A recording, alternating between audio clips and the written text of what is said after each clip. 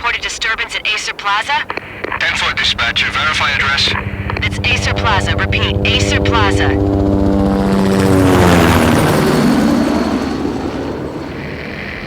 Shots fired on the rooftop. An assault in progress at Acer Plaza. Repeat, an assault in progress.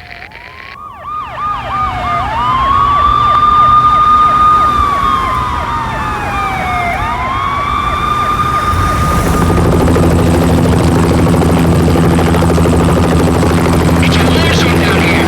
1085 dispatcher, need additional units. Additional units now.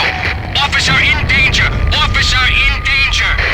10-5, please repeat. 10-5, all units, emergency. Officer in danger, Acer Plaza. Repeat, Acer Plaza, all units. They were all dead. The final gunshot was an exclamation mark to everything that had led to this point. I released my finger from the trigger, and then it was over. To make any kind of sense of it, I need to go back 3 years. Back to the night the pain started.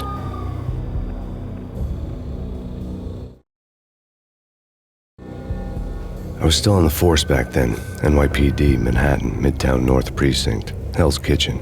So when are you coming to work for me, Detective Payne? You'd make me work undercover in some hellhole. Sorry, Alex. Michelle and the baby come first. See? My last smoke. It's bad for the baby. That's you, Max. A regular Boy Scout. See, Alex? Still on for poker Thursday night, right? Like taking candy from a baby. Life was good. The sun setting on a sweet summer's day, the smell of freshly mowed lawns, the sounds of children playing, a house across the river on the Jersey side, beautiful wife and a baby girl. The American dream come true. Honey, I'm home. But dreams have a nasty habit of going bad when you're not looking. The sun went down with practiced bravado. Twilight crawled across the sky, laden with foreboding.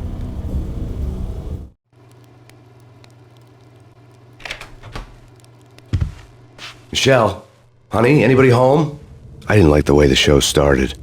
They'd given me the best seat in the house, front row center.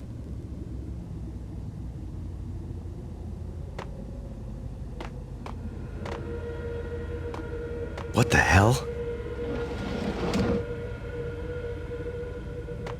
Something ugly had been tattooed on the wall, a map of things to come. It was a poison syringe, a magic tag full of diabolical meanings.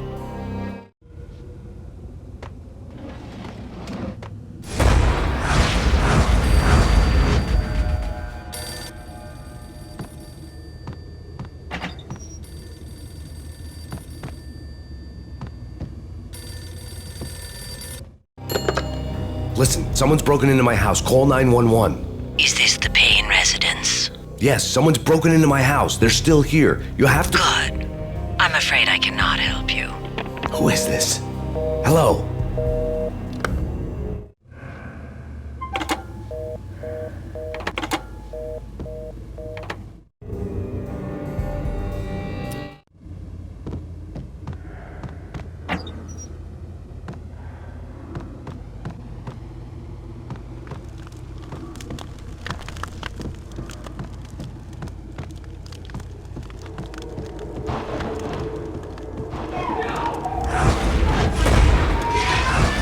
Michelle!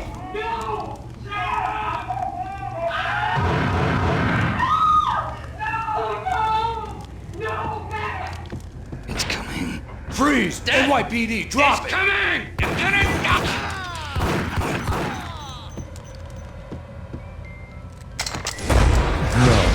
No, please, God, no.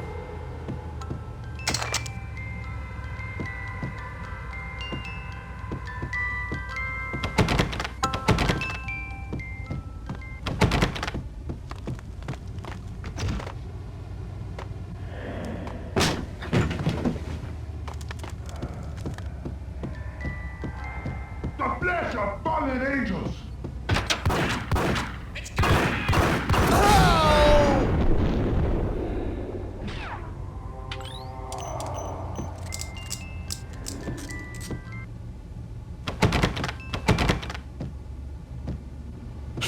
No, no, no, God, no, please, Michelle.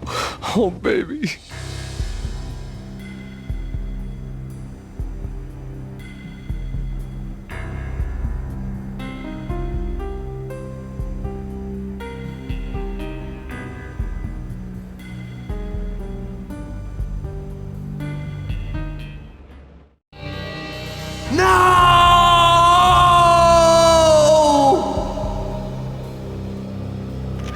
That was 3 years ago. Everything ripped apart in a New York minute. The killer junkies had been high on a previously unknown designer drug, Valkyr, V. After the funeral, I told Alex I'd be transferring to the DEA. It took us 3 long years to get a break in the Valkyr case.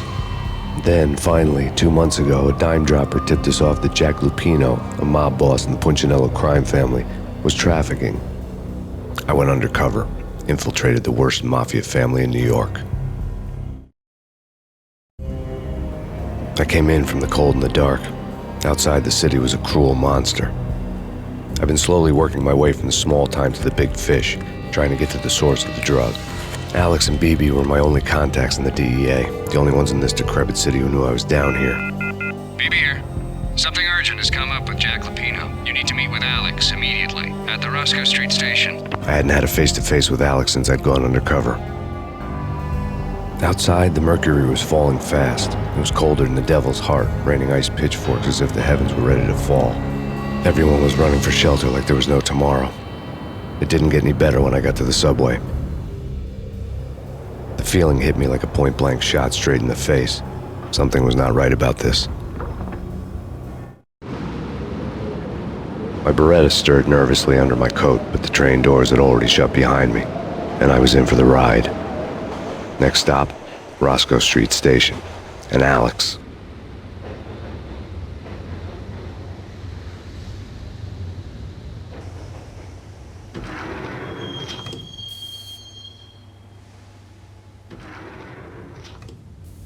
The station was drenched in gloom. Alex was a ghost, nowhere to be seen.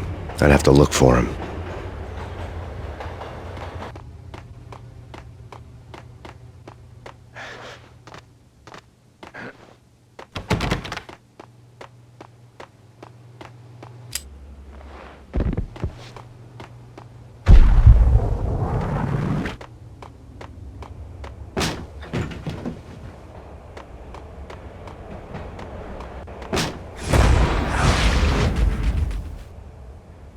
Death was in the air at Roscoe Street.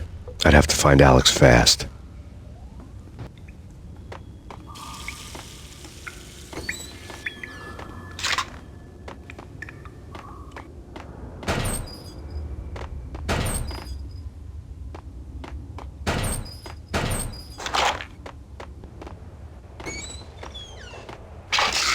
The pills would hold the pain back for a while.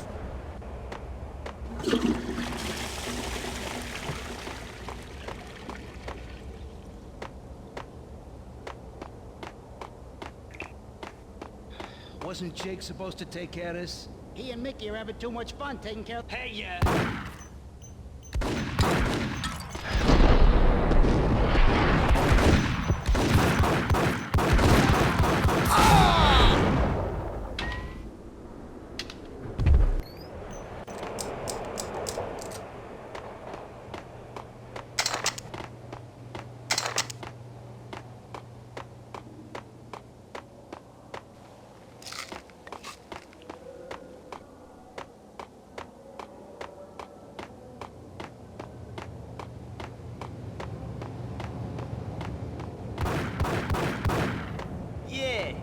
He's dead, all right.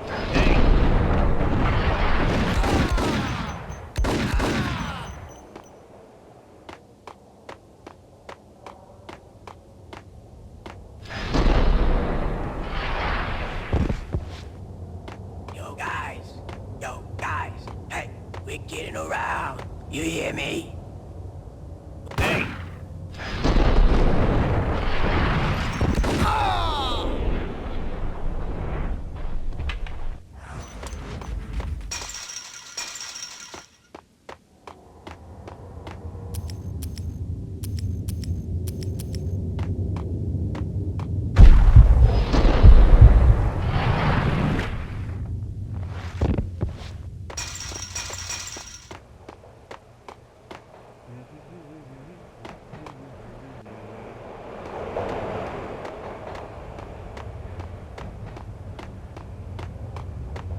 What the hell?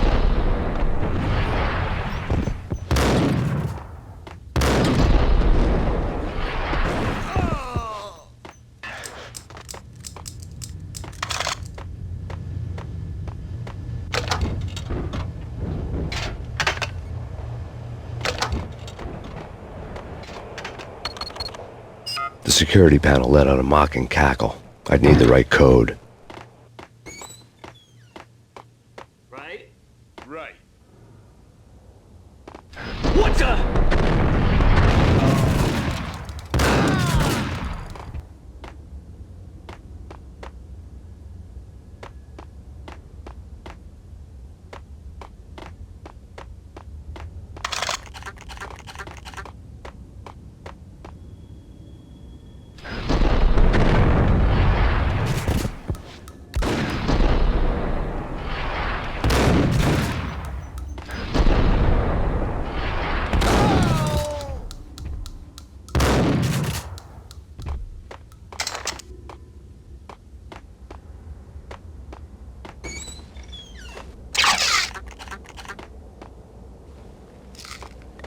While looking for Alex, I had ended up in the middle of a big-time crime operation.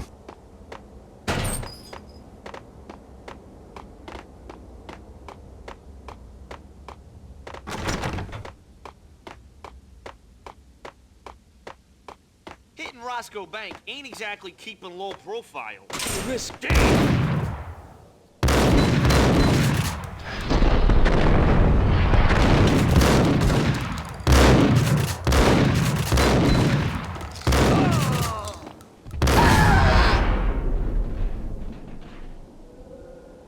The gate was locked. I would have to find another way to get to the tunnel.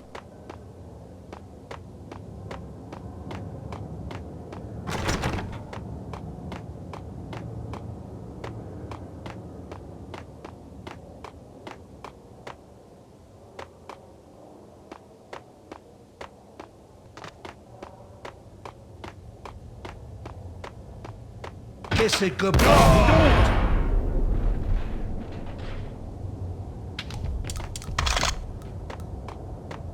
You saved me, man. What's going on here? A massacre.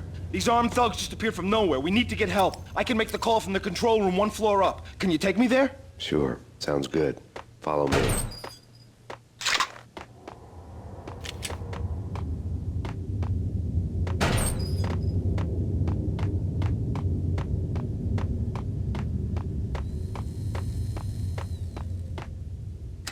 The power to the rail had been cut.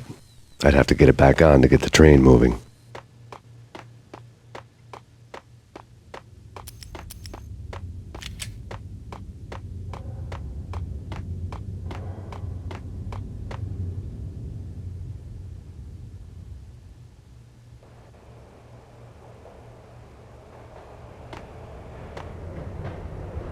Home free. This way.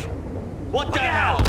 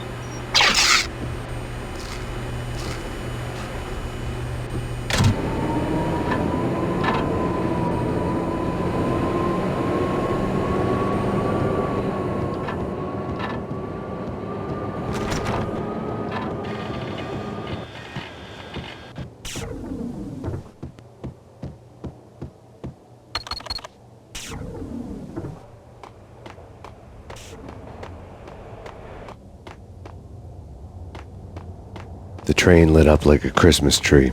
The power was back on.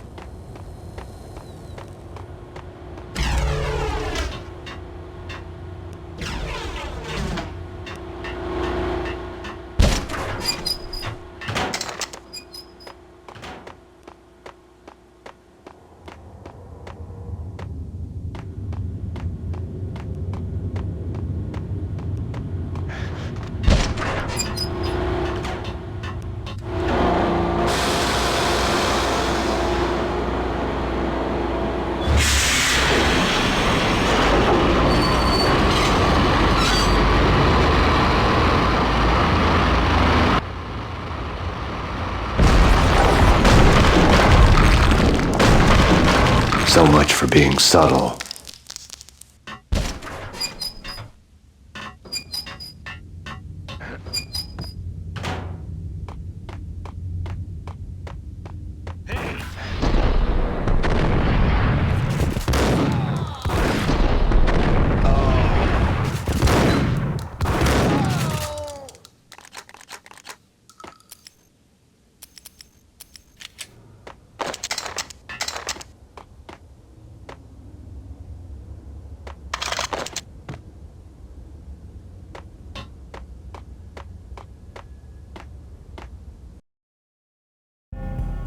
The rusty door led to an abandoned part of the station, closed off since the early 40s.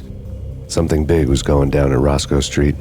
Maybe that's why Alex had wanted to meet me here. Maybe not. One way or the other, I was gonna find out.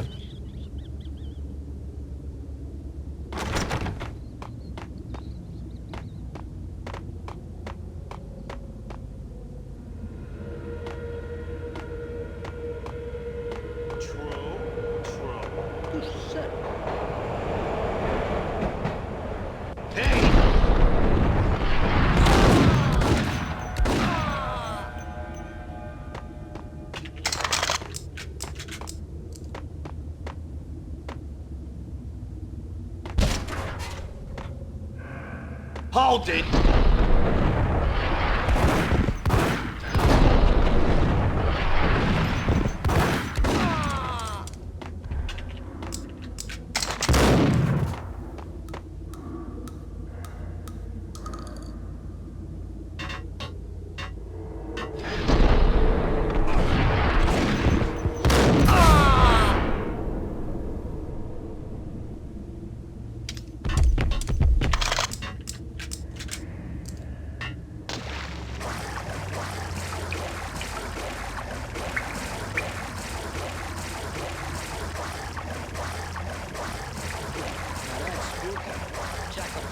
Yeah, spooky.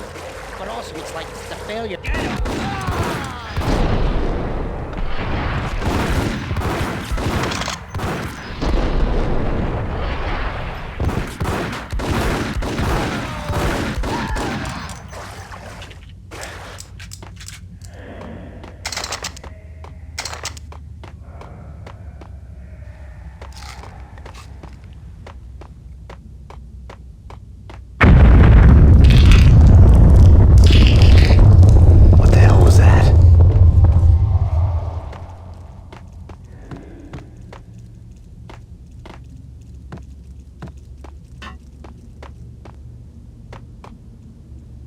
Hold on here. Give me the detonator. What are you talking about? The detonator. I thought you'd bring it. You were supposed to bring it. Yeah, right.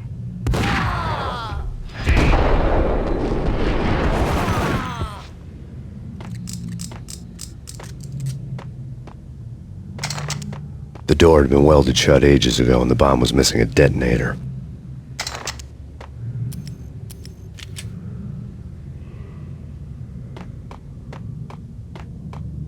Hold it!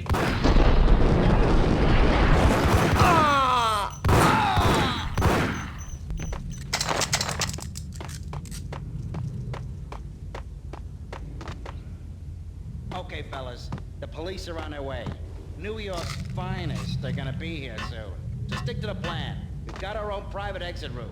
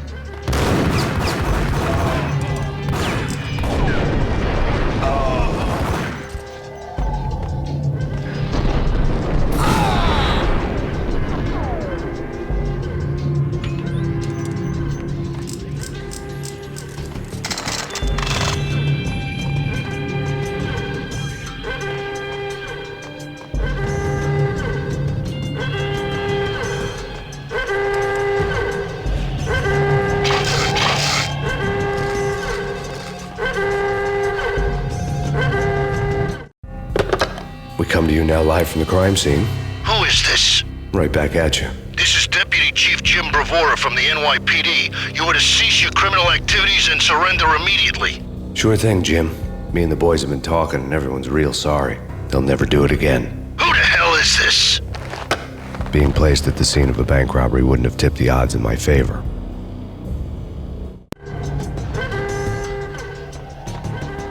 The bank robber's score lay on the table.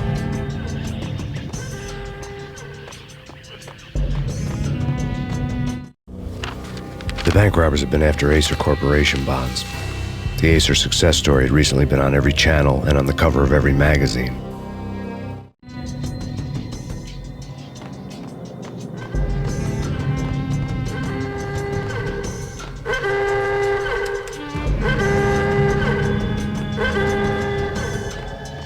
The bank robbers had left their tools on the table.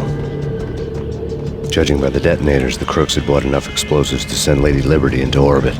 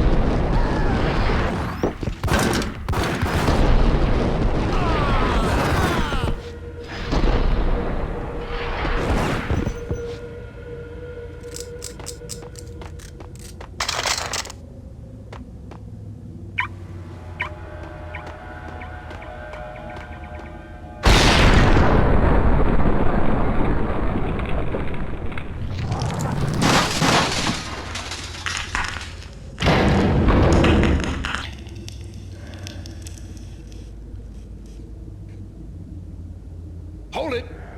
Max, Jesus, you almost gave me a heart attack. I nearly shot you. Alex, we're glad to see you. What the hell's going on? There are more corpses here than at the city morgue. It's an armed robbery, a tunnel job straight to the Roscoe Bank vault through the old station wall. Is this why? This is Lupino's gig?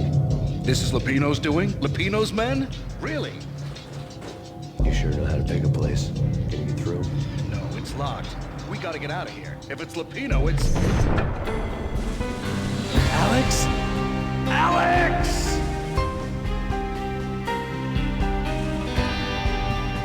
There was nothing I could do. He was dead. I could tell by the empty, accusing stare of his eyes.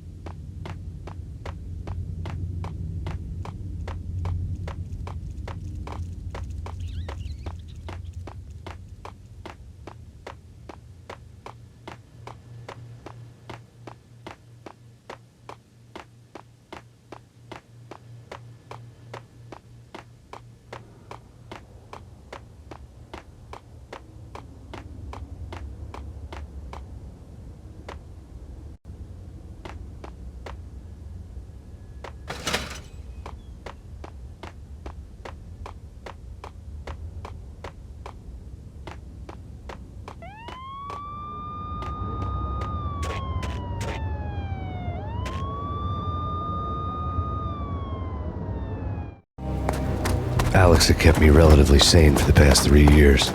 Now I didn't know how I felt. Somehow he had stumbled upon something big and ended up stepping on Jack Lupino's toes. Lupino ran his racket of sex, drugs, and contract killings from a sleazy hotel in a slum block of tenements. The NYPD was closing in. I could hear the sirens. Their wail was a crescendo. Lupino thought he could get us by taking Alex out and leaving me to take the fall for it. All he had gotten was my attention. I went for the hotel first. It was a sad old thing with flickering lamps and faded colors, cheap mobster punks and tired-eyed prostitutes. I walked straight in, playing at Bogart, like I'd done 100 times before. The place was run by a couple of murdering mobsters with shark smiles. The Finito brothers. Ladies and gentlemen, it's the pain in the butt. Pain to the max. You're killing me.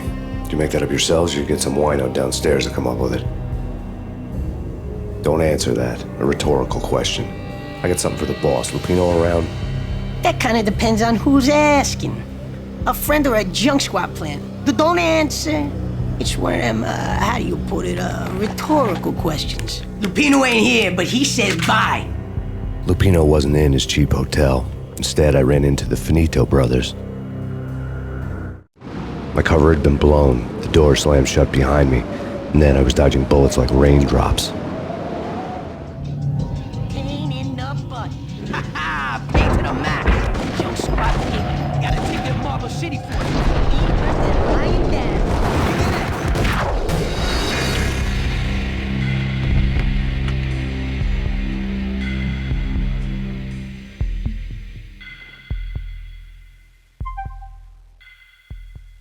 Marble City for you. Eat first and lying down.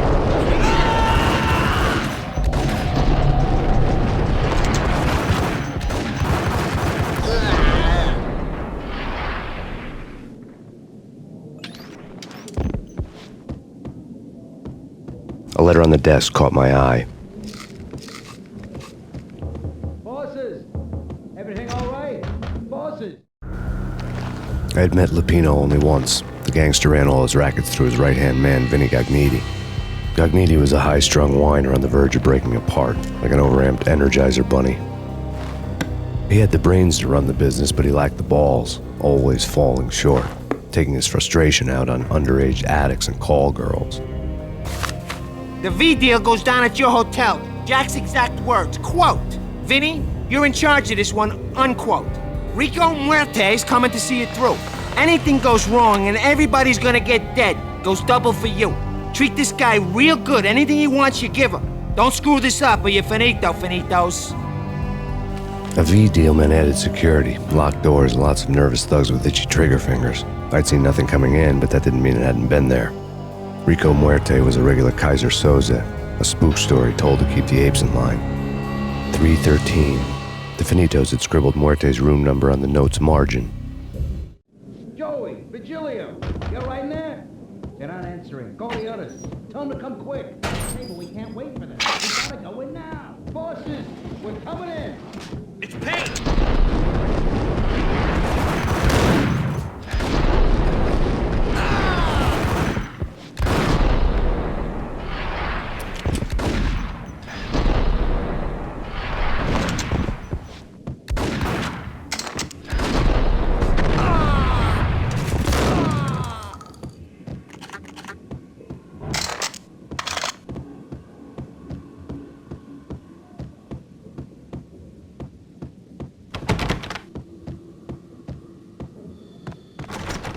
Getting out was not going to be easy. The staircase was locked and the elevator had been busted for a decade or more.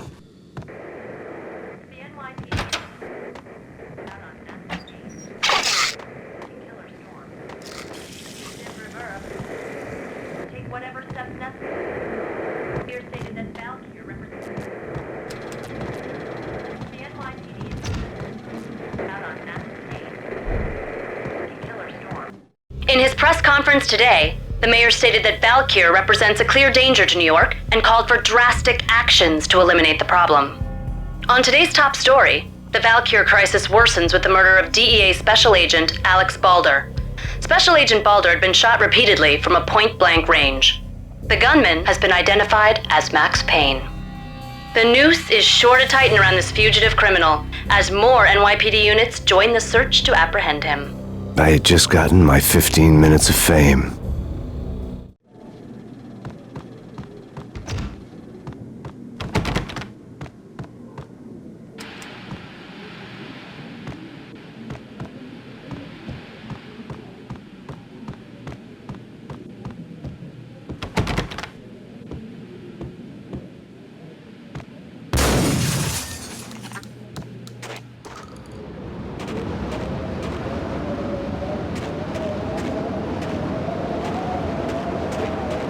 Something's wrong with the bosses. Payne's there and they're not answering.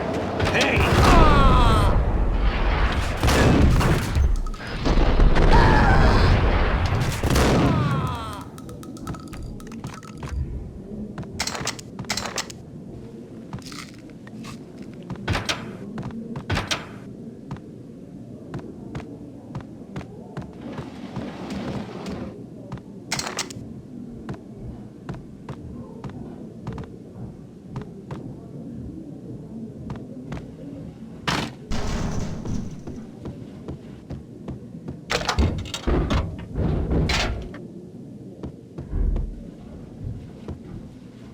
What the hell?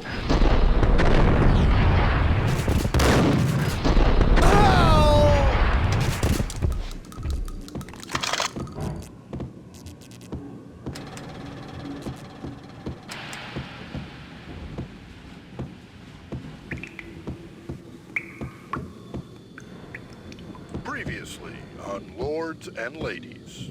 Lady Amelia, Marquis Valentine asks for an audience. Thank you, Lawrence. My lady. My lord. And now, an all-new episode of Lords and Ladies, brought to you in part by Acer Corporation. What the hell? My lady. My lord. My lady, there is a matter of great importance that must bring to your attention. My lord, there is? Indeed, my lady, there is indeed.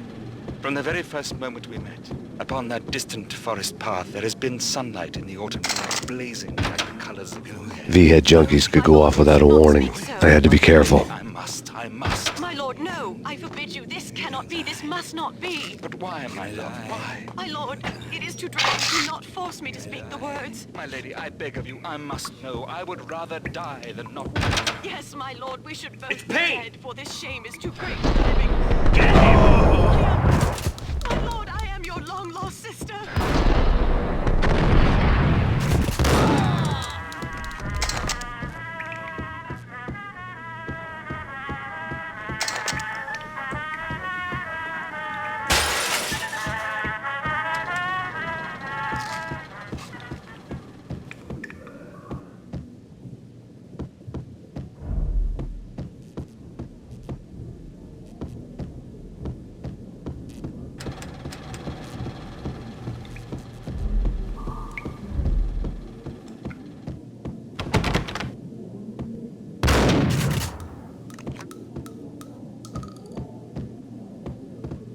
Piece of crap! Oh, careful. It might kick back. I saw!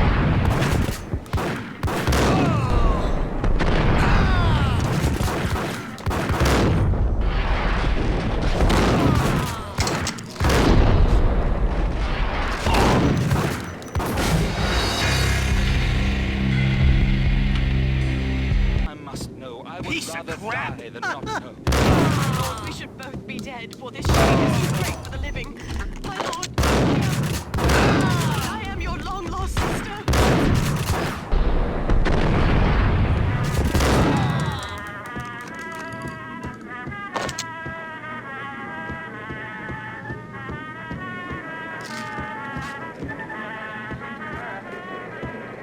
Whatever steps necessary. Here stated that Valkyr represents the NYPD has been. Tonight, the city's fight against the nightmare drug Valkyr took a turn for the worse as DEA Special Agent Alex Balder was found brutally slain at the Roscoe Street subway station. A suspect was seen leaving the site only moments after the shots had been fired, and the NYPD is currently in pursuit of Max Payne, a repeated felon believed to be armed and extremely dangerous. And now the weather. The worst winter storm in recorded history continues to pound the city. Out on massive Payne. Painkiller storm. Jim reverse.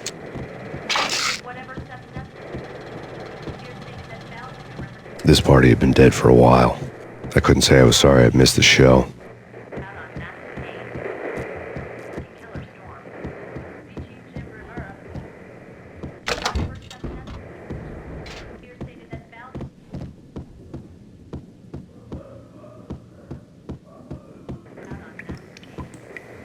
V-head junkies could go off without a warning. I had to be careful.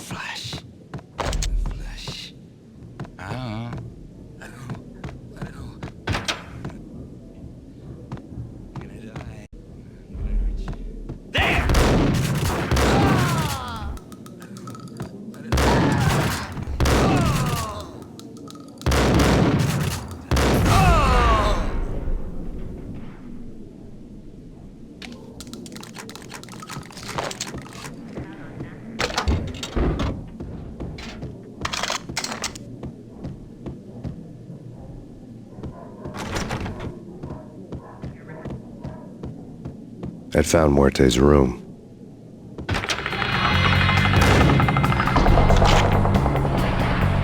Muerte had received a letter.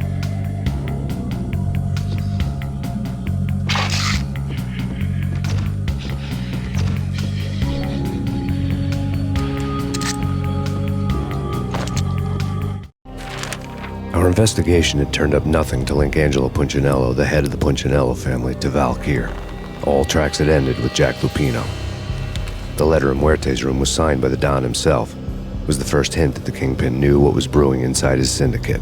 The trouble you got into after the Chicago screw-up. The Punchinello family bailed you out. You have been waiting for a chance to pay us back. One of our trusted boys has a monkey the size of King Kong on his back. And we need your special skills for backup on a major deal. Collecting evidence had gotten old a few hundred bullets back.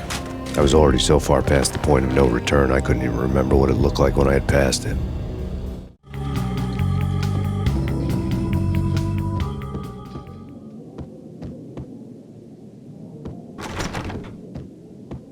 I think I died.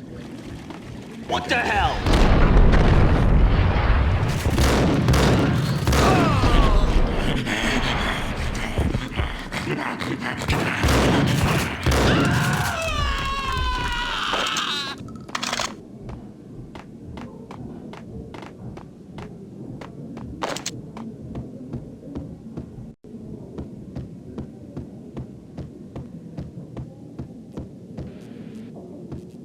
No way. Whack him!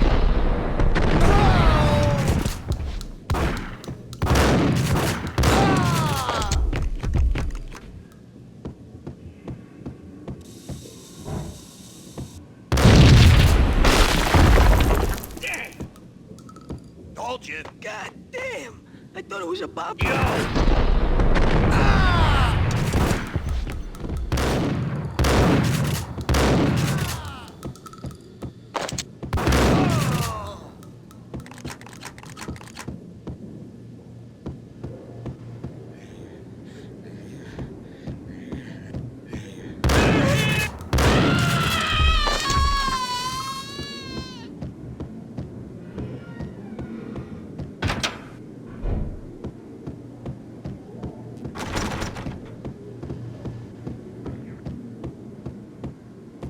The hooker had left her diary on the table.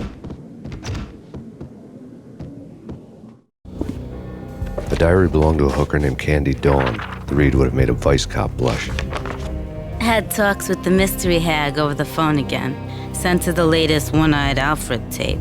As long as the hag keeps paying for the tapes, the old man could come every day for all I care. She had a nice sideline, making secret X-rated flicks of her clients and selling them to the highest bidder. They would get her killed if her V-fix for the day didn't do it first.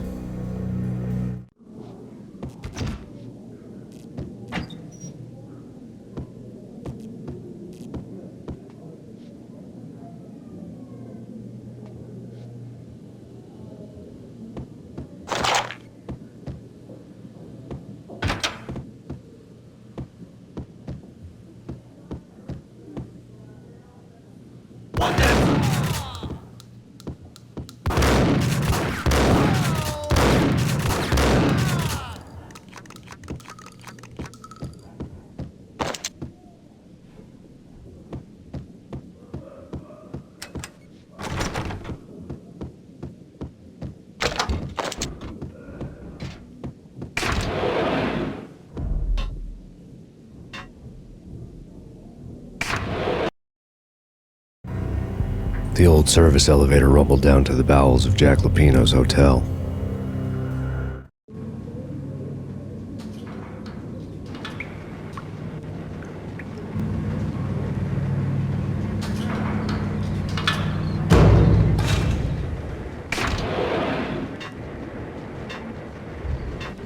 It was freaking crazy. The cops were doing a full-scale siege next door. Get up!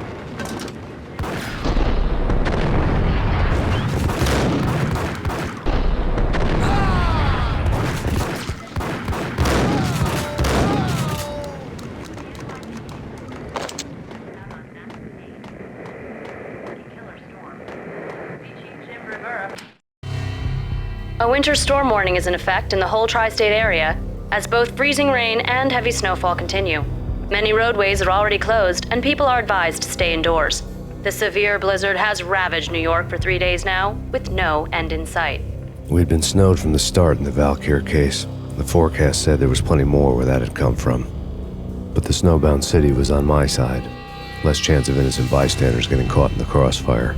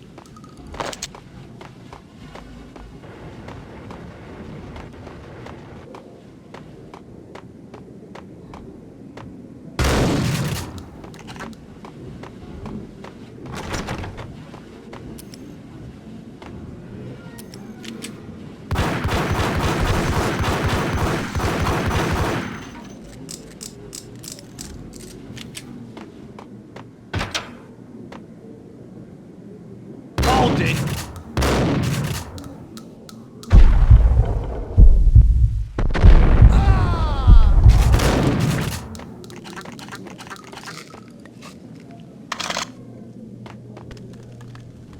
Exhibit number 1, a newspaper. Take vampire movies. Why are they always set in L.A. or Mexico? They can't even get a tan. If I was a bloodsucker, I'd move to the North Pole. Winter's one long night. Yeah, and what would you eat? A dead man tied to a chair lay on the boiler room floor.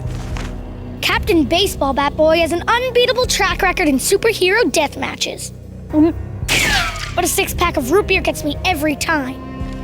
The murder weapon was a baseball bat, now lying in a pool of drying blood next to a newspaper folded open on a Captain Baseball Bat Boy comic strip. Suck blood from penguins? Nah, Eskimos, man, Eskimos.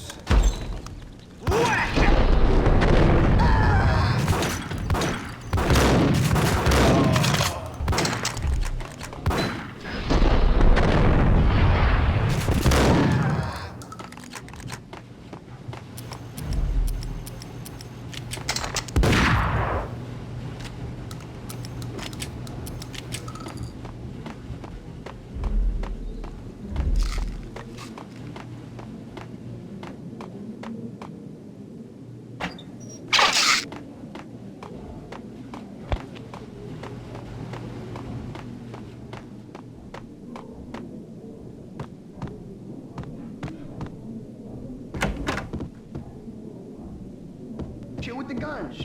Trust me, you don't want to piss Muerte off. Gentlemen, let's do business.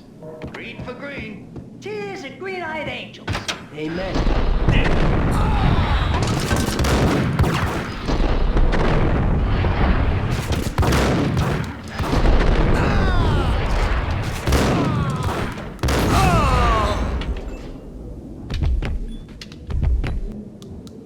A lifetime ago, this would have gone down as a narcotics arrest. There was a key on the table.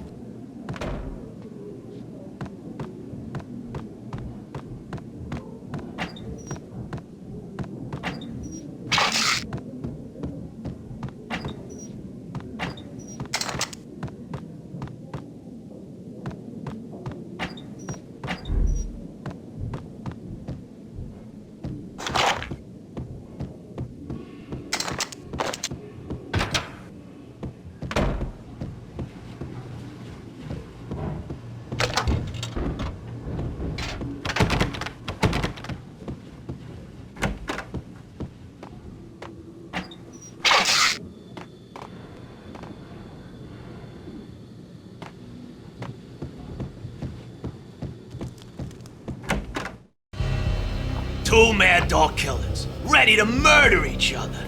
They step into the next room, and I'm thinking, now they're gonna do it. But no. They sit down in front of a TV and solve their differences with a kung fu fighting video game.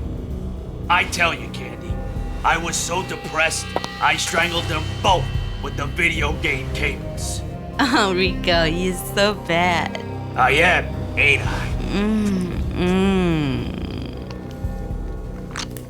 Rico Muerte, big-time hustler.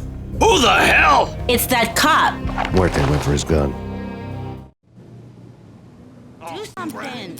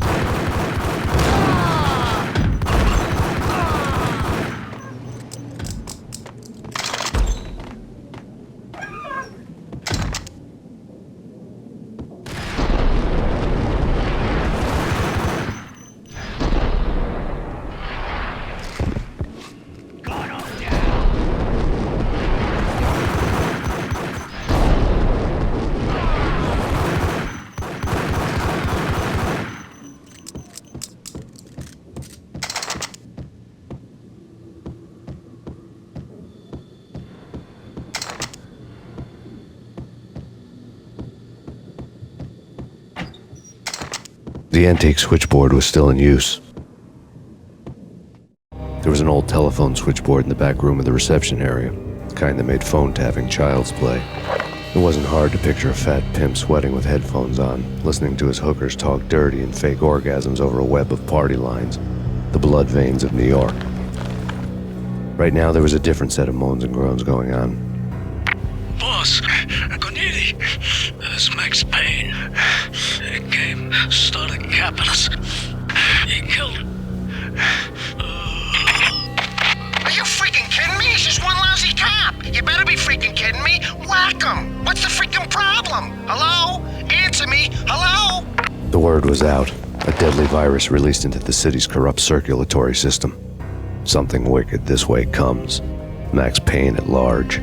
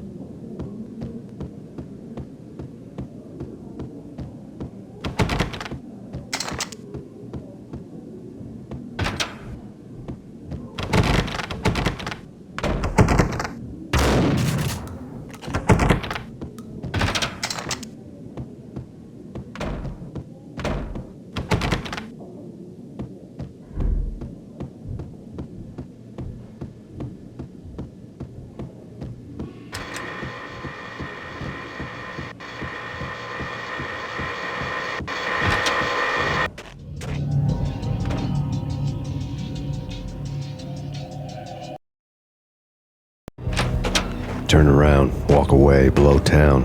That would have been the smart thing to do. Guess I wasn't that smart. Lupino's tenement buildings were a seedy hangout for all kinds of sleaze. A liquor store, a pawn shop, a laundromat full of mobster bookies and loan sharks. The list went on. The how and why of it was a mystery to me, but they knew I was a cop. They knew I was coming, and they were going to get real trigger happy about it. I got to see Lupino's hangout all lit up. A bomb went off, turning snow into liquid gold. A pillar of fire lifted the remains of a car straight up into the air. The flames were highlighted on the hood of a black Mercedes-Benz as it coasted down the street real slow, as if the driver didn't have a worry in the world. I got a good look at the man riding shotgun. It was Vladimir, the head of the local Russian mob, the fly in Don Punchinello's soup. The ringing in my ears was the sound of a mob war being waged.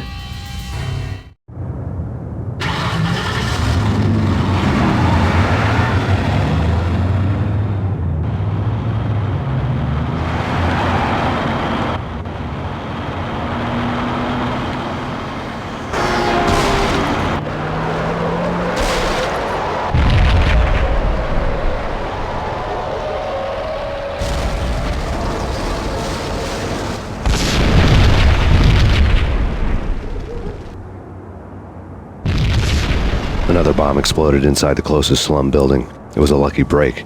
The goons inside were spooked, but luck always came with a price tag. More bombs could still be ticking inside, and the cops would already be on their way. Jack Lupino's suite was on the top floor. At least it used to be, before the explosive makeover.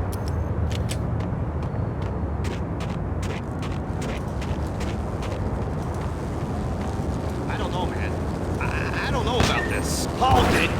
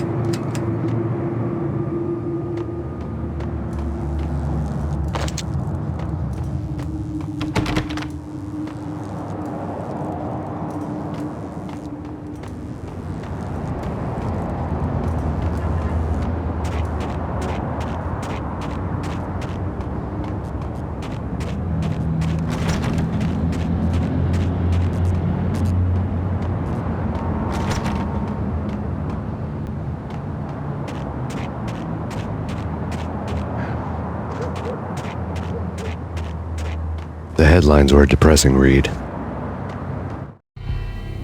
The headlines were screaming bloody murder. The storm was a screaming duet with the approaching prowl car sirens. It was all a scream when you were down for the count and wanted for murder.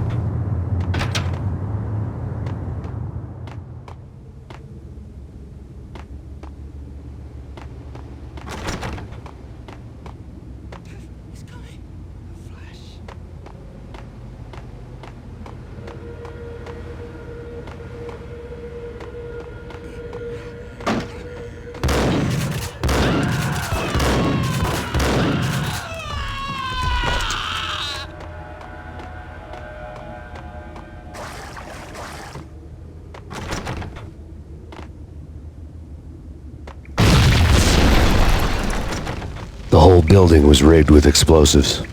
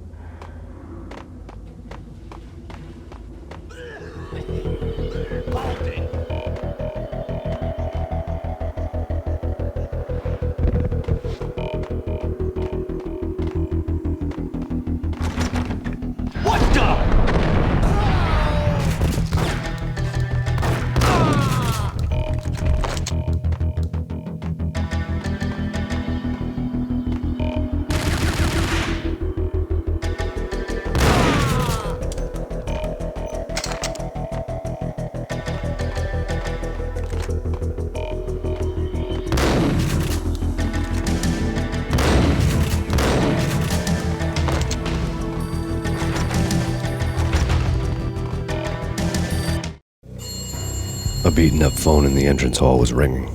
It could have been just a junkie in need of a fix, but it turned out to be something more sinister than that. Am I speaking to Mr. Payne? Who wants to know? My name is Alfred Wooden. You must hurry. The police are on their way. Tell me something I don't know.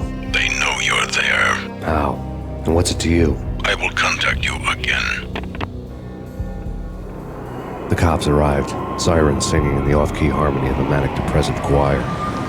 I had a few minutes while the SWAT team would go through their usual routine. By the time they busted in, I needed to be long gone. Max Payne, this is Deputy Chief Jim Bravura from the NYPD. Drop your weapons and come out with your hands above your head. Did you hear something?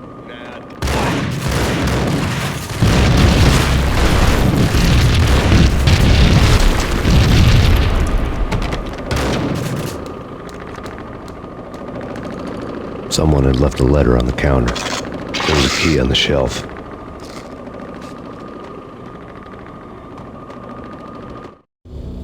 Suddenly it all made sense. The bombs, the Russian mob boss making an appearance in person. Gognitti was his usual self. All talk and no walk. After our hit, the Russian has only a couple of guns left and they can be bought. There's no freaking way he has the guts to try anything after that. As it turned out, the Russian had plenty of guts. One thing you could count on, you push a man too far and sooner or later he'd start pushing back. NYPD, Payne, this is your final warning. Surrender or we'll be forced to take action. Hold it right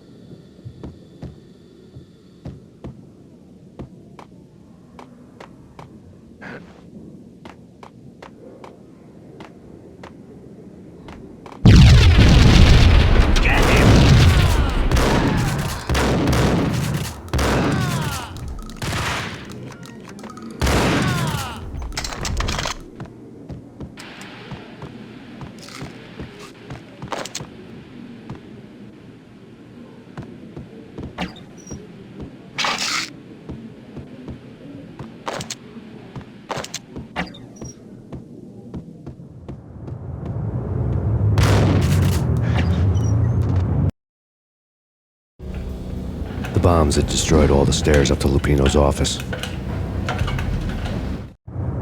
The alternate route led there by way of adjoining rooftops.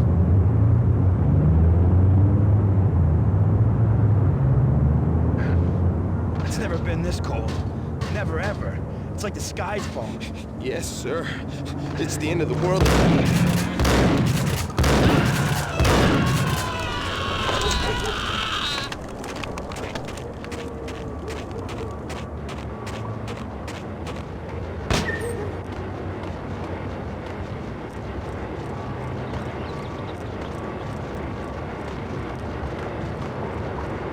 To get to the roof, I'd need to get to the elevator through the locked door up ahead.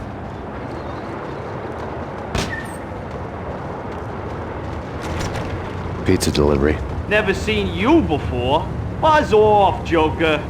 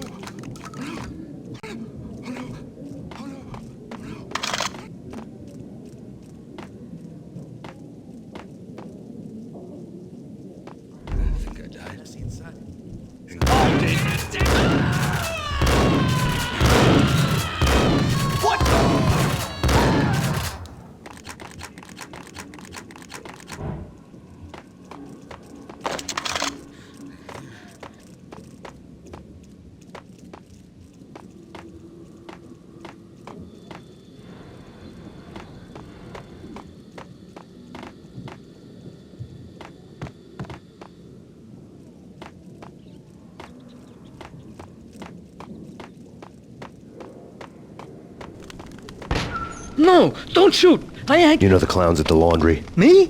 No. You're no good to me then. What? No, the laundry, yeah. I know him, yeah. Get me in there. Okay.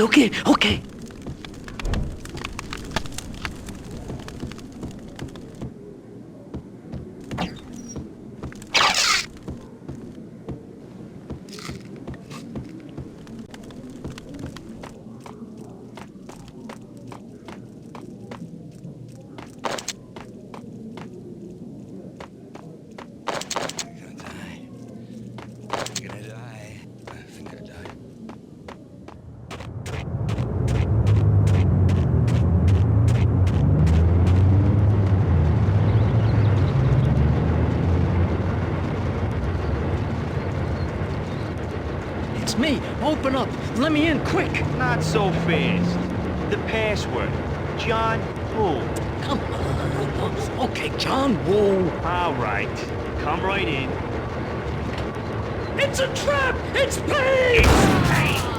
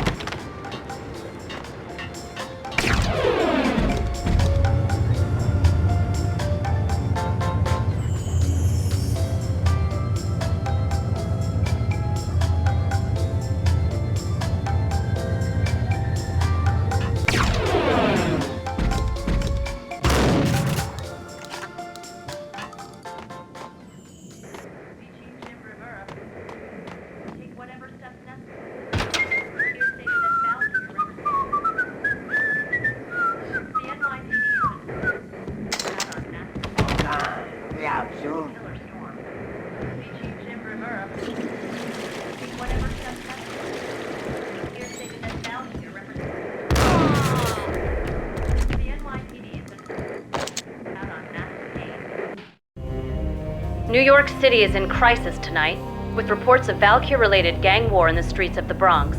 Apparently, Max Payne, wanted for questioning in connection with the slaying of a DEA special agent earlier tonight, is waging a one-man war against his former partners in crime. Among the listed casualties so far are notorious mafia members Joey and Virgilio Finito, as well as Rico Muerte, himself a fugitive from the law, and a suspect for several murders in the Chicago area. The NYPD has been placed on full alert. A citywide APB has been put out on Max Payne. Deputy Chief Jim Bravura has promised to take whatever steps necessary to bring him to justice. What those steps may be remains to be seen. For NYCNN TV News, this is Kira Silver.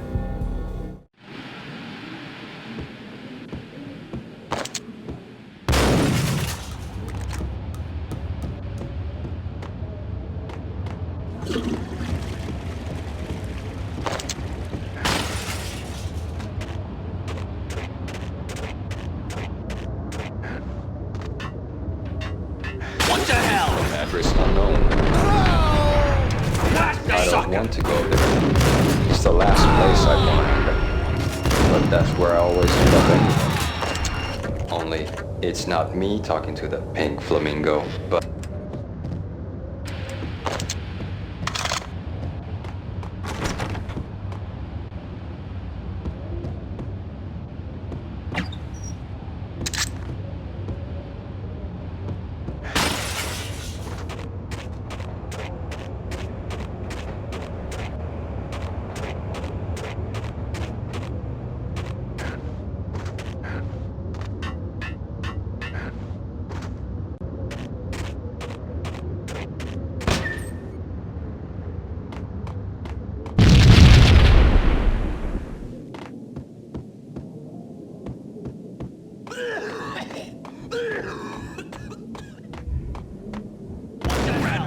green? It's always red or blue.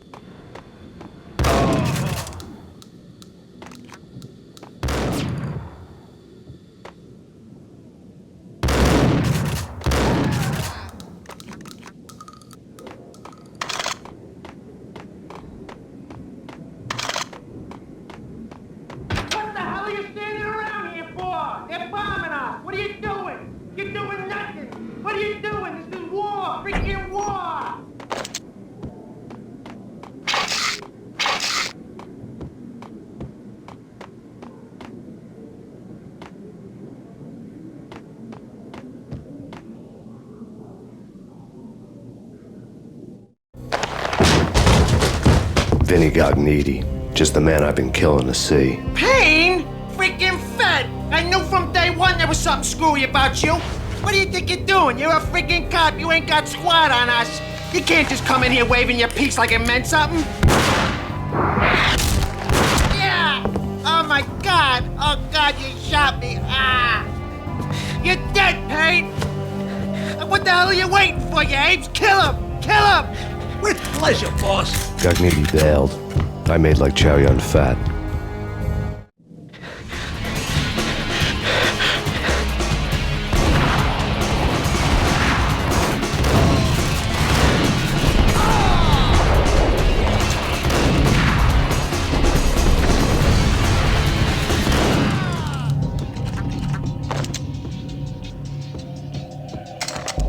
A crumpled letter lay on Gognitti's desk.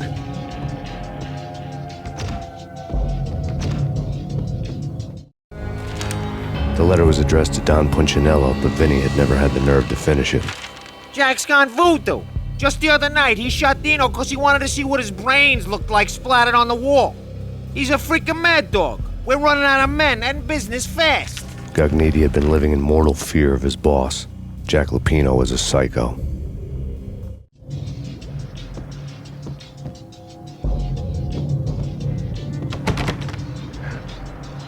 Vinny Gognitti was running scared. He could run, but with a bullet in his stomach like a broken bottle of Tabasco, he was quickly running out of time. He knew where his boss was, and I wanted to square things up with Jack Lupino. Gognitti would be moving fast. I don't know about angels, but it's fear that gives men wings.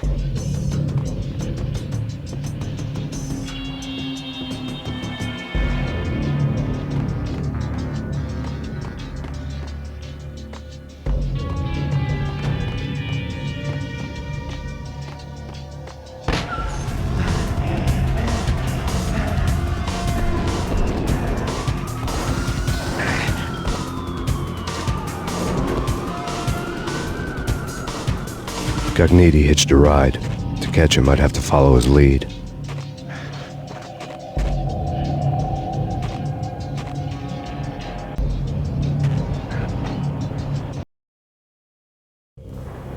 This was my second train ride of the night. The way it started didn't promise anything better than the last one.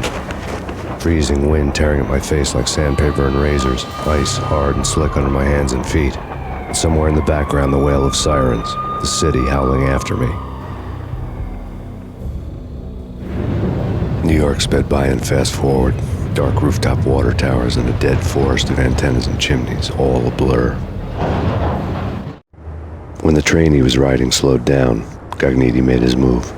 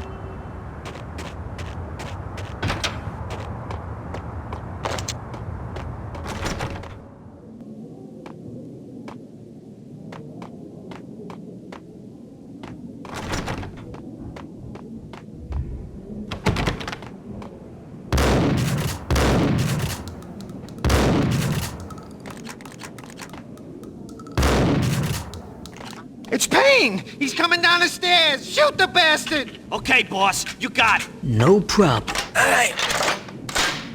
Hold it.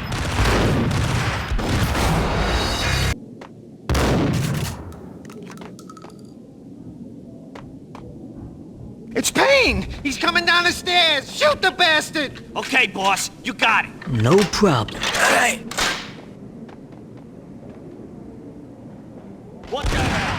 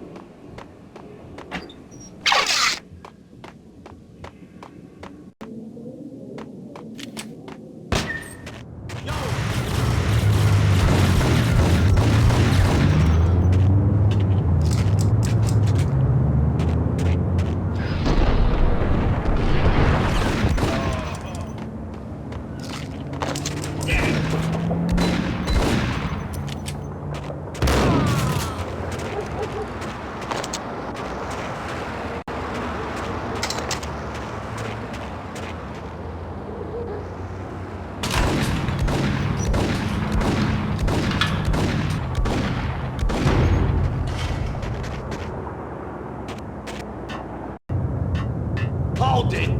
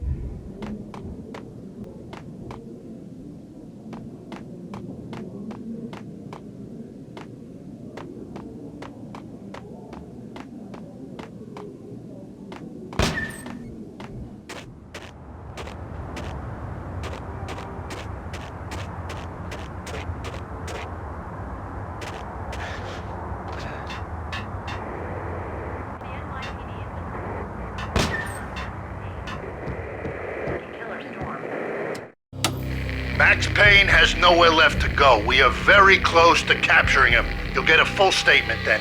Right now, I've got better things to do, ma'am. That was Deputy Chief Jim Bravura from the NYPD with no further comment at this time. Apart from his suspicious food habits, I figured Bravura to be one of the good guys. Fate had just dropped us on different sides in this. But when it came to capturing me, he was way out of his league. I had already ditched the cops a couple of rooftops back. For now.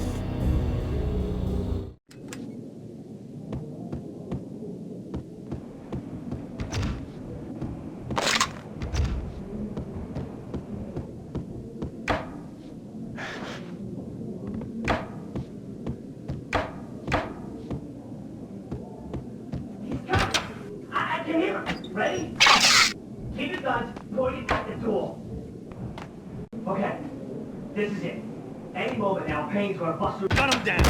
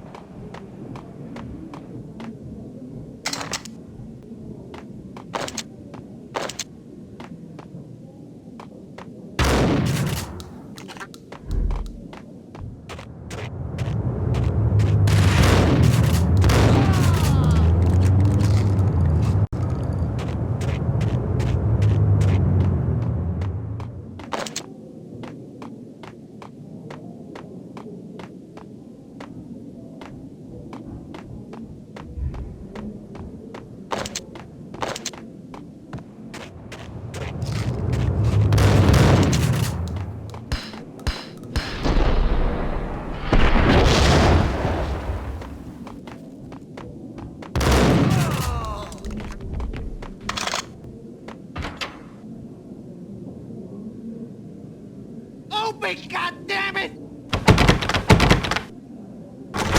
Payne! I'll kill you, you lousy freaking cop!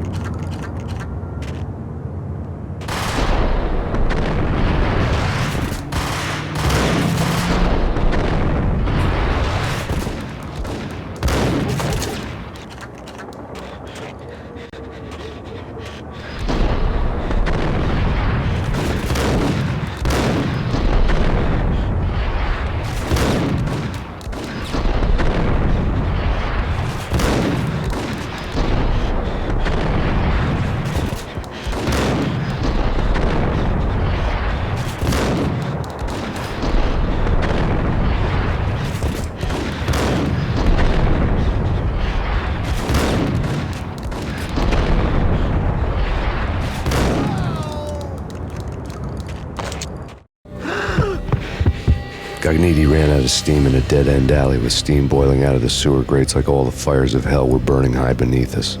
It was shakedown time.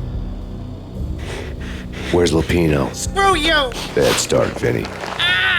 Police brutality! I rate pretty high on that. You can't just hurt me in cold blood?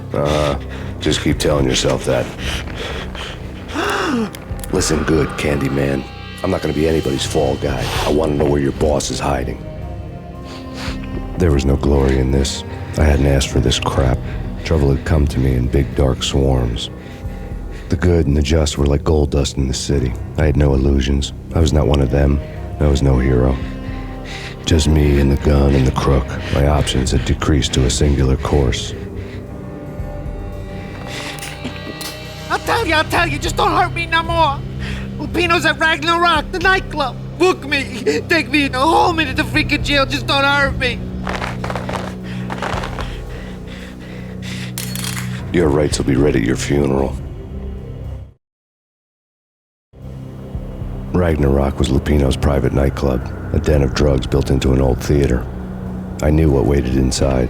V-head junkies ready to explode in random acts of senseless violence, and Lupino's goon squad, the worst stone-cold killers this side of hell. Ragnarok was as inviting as a headache, flickering and flashing to a machine gun beat. The belly of a nightclub was a gothic theme park that began with bondage games and led to the nasty stuff from there. As subtle with its dark message as a cop killer bullet through the heart, like father, like son, just like Jack Lupino.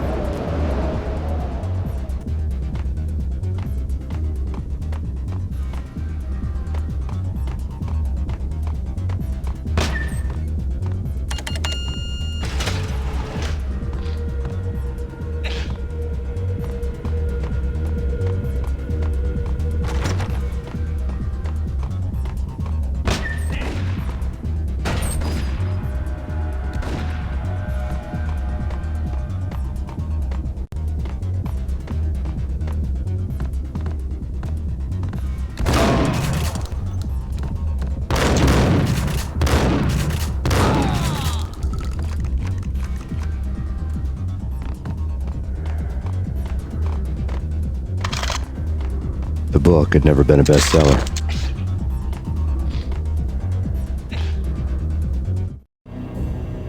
Given the setting, I was surprised to find that somebody had been passing time reading. The paperback was entitled, The Age of Murder and Storm. The blurb on the back mentioned Norse mythos and Ragnarok, the end of a Viking world with a terrible winter that covered the earth in ice, when vile crimes were rampant and all humanity lost.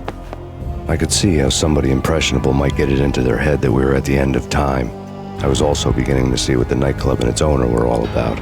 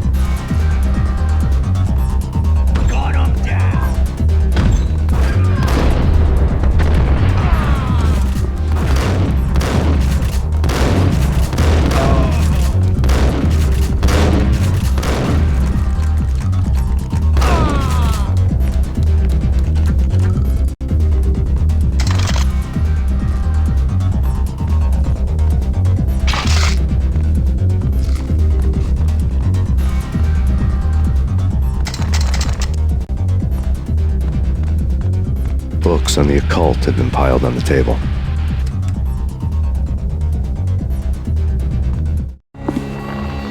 was stacked with light reading, such as Necronomicon, Witchcraft, and Paradise Lost. Old exotic titles like Malleus Maleficarum and De Umbrarum Reini Novum Portis. Books with pentagrams on their covers, all dealing with the occult and the infernal, lying between stacks of horror videos and a couple of Ouija boards. The only thing I could take seriously was the thought of Lupino taking it seriously. He had been spending a lot of time getting intimate with the guy downstairs.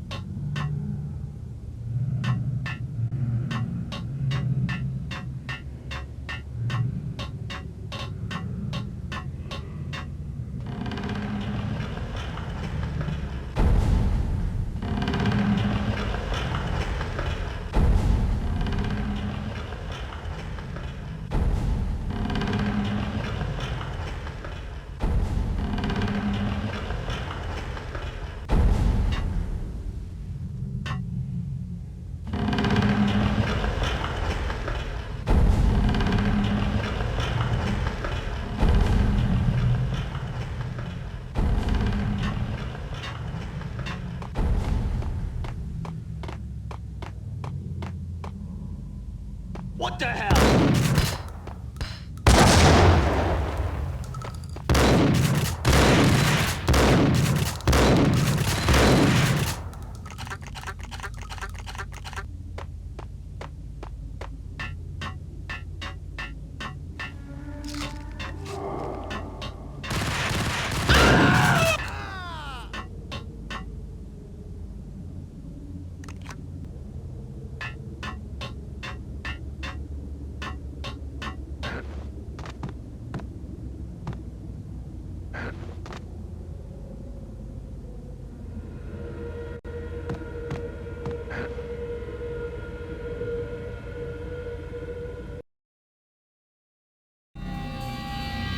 The backstage area led to Lupino's inner sanctum. The hot air inside was like an invisible wall, thick with incense and something else, a sickly sweet smell that made you gag. This was the rotten core of the Big Apple. Lupino lurked somewhere ahead, like a spider at the center of his web, waiting. The vapors in the air started to make my head swim. Torn pieces of a letter lay scattered on the sofa.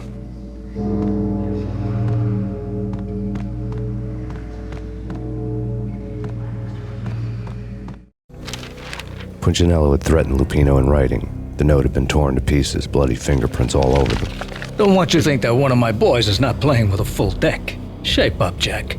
We are running a business here. I'd hate to send the trio to strong-arm you.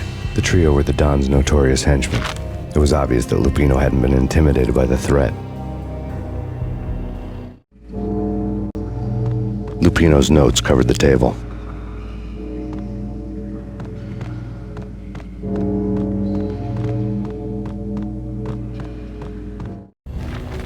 Jack Lupino was crazy, all right.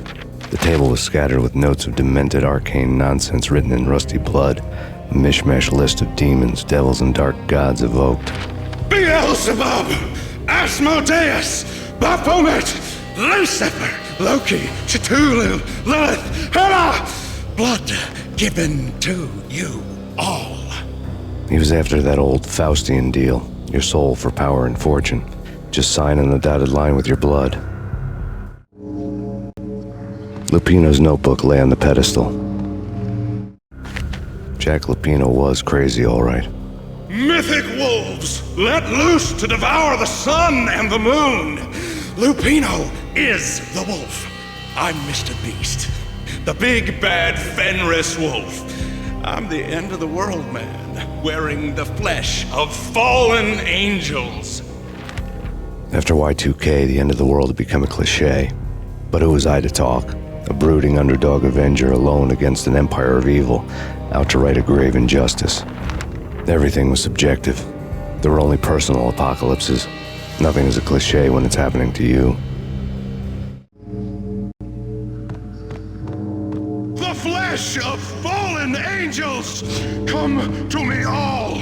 Astaroth, Beelzebub, Asmodeus, Baphomet, Lucifer, Loki, Satan, Cthulhu, Lilith, Hela! Blood to you all! Secrets living under the skin of reality. I've seen it. The corruption of flesh. I'm the wolf, yeah! I am the wolf! It's close. It's coming. You have come. A witness to the end of time. It's now! I will rise to her side! I don't need the words! I'm beyond the words!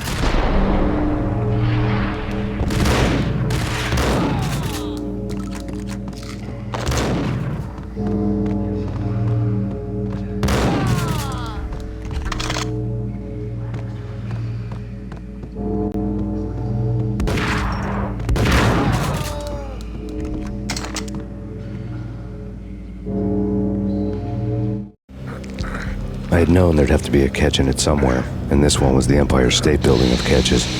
Lupino was pumped up and dying to go 15 rounds with a mutant alligator. And then he started this spooky monkey talk, straight from a bad dream. Mine.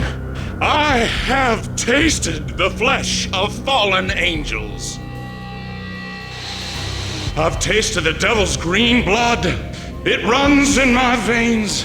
I've seen beyond a world of skin, the architecture of blood and bow and arrow.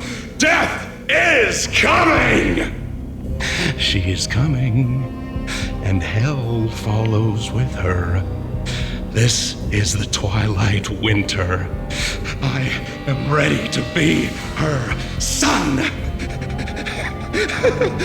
Her time is now, and all who stand in her way must die!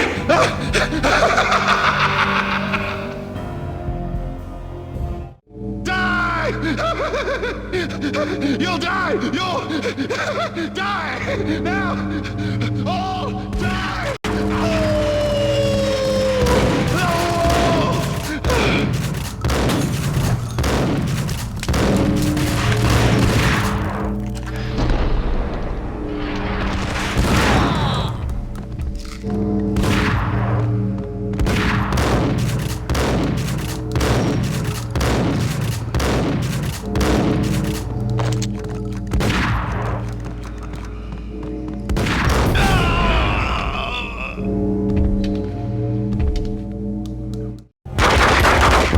Finally went down.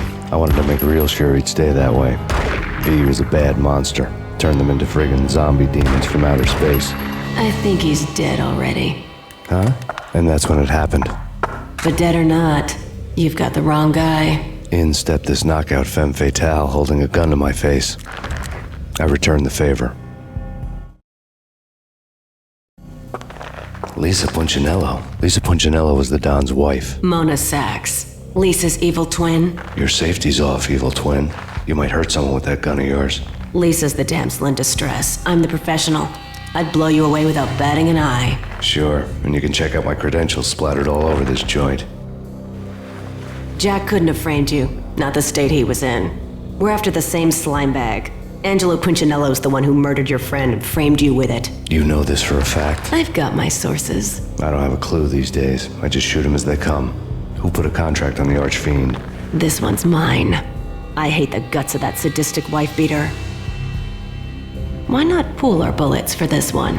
I thought you'd never ask. My finger was starting to twitch. How do you like your whiskey? I'm easy, as long as you don't try to slip me a Mickey. You're a real angel, Max. It was good stuff. Tasted sweet as honey going down. Nothing personal. Can't risk you going berserk and getting Lisa killed.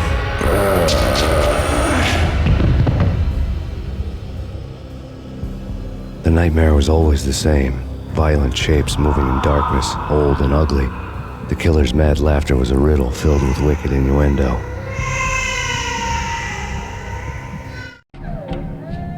Somewhere, the baby was crying.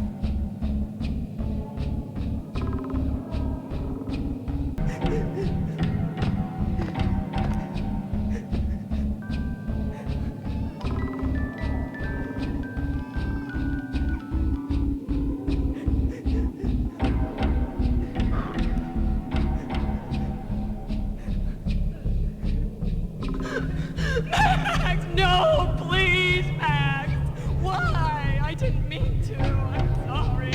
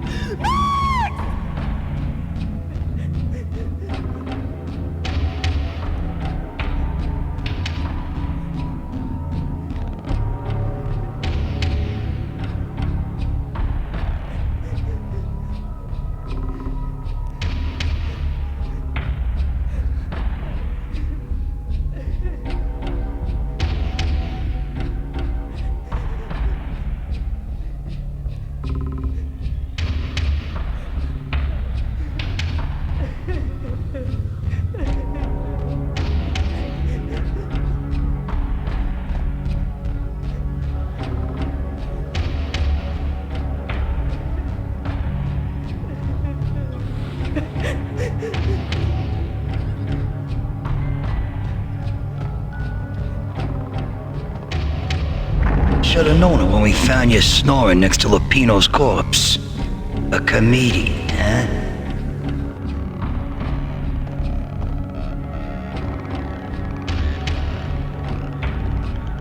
The pictures were filled with good old times.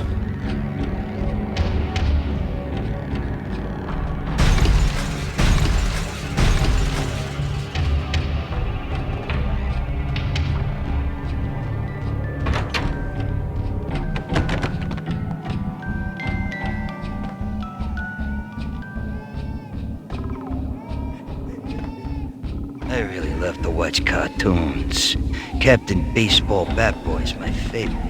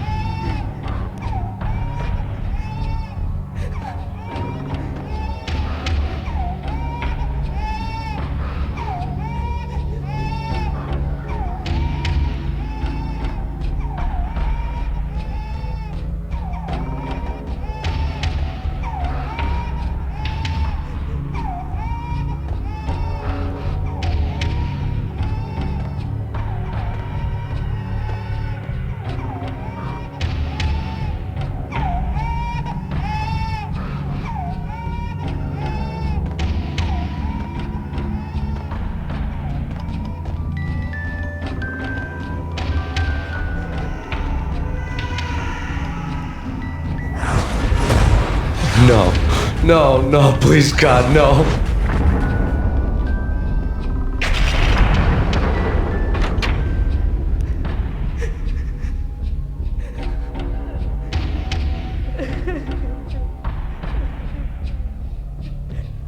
Slice them, dice them, shoot them full of holes, blow them to bits, vaporize them, disintegrate them. No matter what you do, they'll still be back good as new. Michelle's diary lay on the table. Michelle was working part-time in the district attorney's office. Her diary was open on today's entry, her handwriting all pretty curves. An army dossier found its way to my desk yesterday. Valhalla? Isn't that a Norse myth? Something about Vikings? I tried to tell Max about it, but he was busy, that cute frown on his brow. Guess it's nothing, just a mix-up at the courier service. From now on, I would always find time for her. It was a hollow promise. Too little, too late.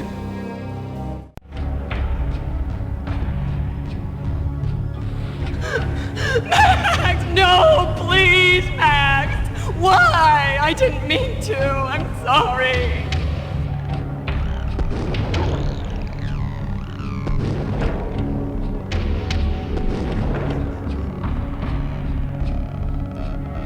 Murderer! You killed her! Nothing like that ever happens in the real world.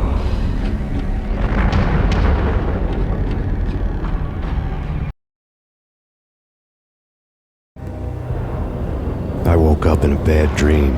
My head felt 2 sizes too small for my brain. Max Payne.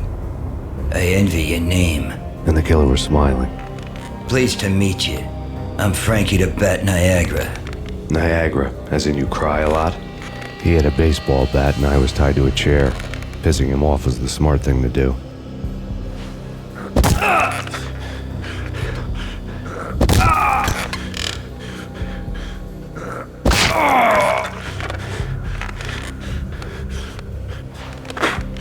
Nothing wrong with a little laugh now and then. Take me, for example. I love to watch cartoons. Cartoon violence is a fascinating thing. Let's take a break. I need to take a leak and maybe grab a cold one at the bar. Don't worry. I'll be back to finish this off. And then, it's checkout time. You play, you pay, you bastard. He swaggered out, and the door clanged shut behind him, locks clicking into place. Everyone makes mistakes. Mine hadn't been to crack jokes about the goon with the bat. He'd have cracked my skull regardless. It hadn't even been to trust a girl with a gun. I had blindly gone after the first bad guy on my hit list when I should have been aiming further up the ladder, at the head of the Punchinello family. I couldn't bring myself to be pissed at Mona. Guess I had a soft spot for a pretty face.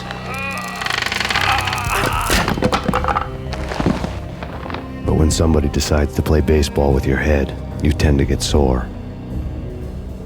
They had dragged me back to the basement of Lupino's hotel. I was beaten, bruised, and blue. I felt like the chair I had broken to get free.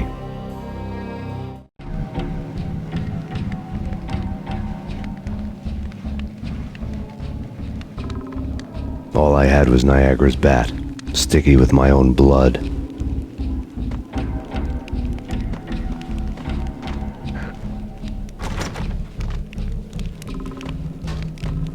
Without a gun, I'd be no match for Frankie's men. I'd have to play hide and seek with them.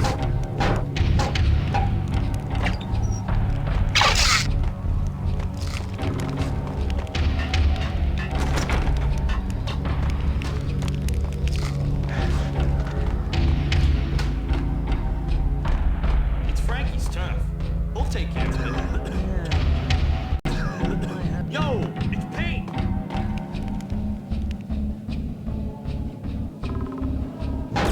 What the hell?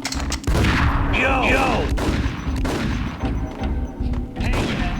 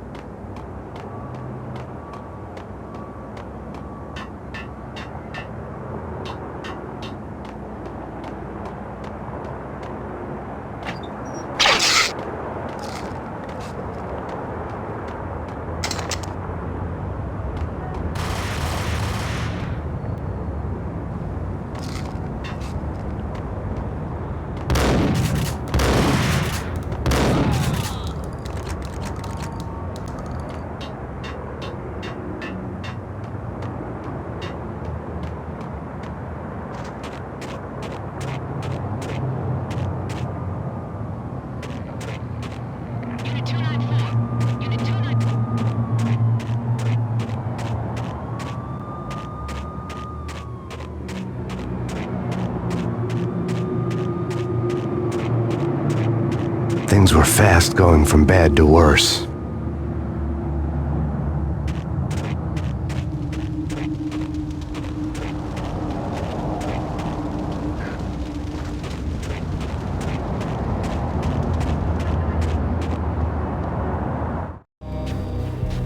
The men in blue had come and gone. They had decorated the place with chalk outlines and tied it together with yellow tape. The cops who had stayed behind were dead. Frankie, his boys, and I had the place all for ourselves.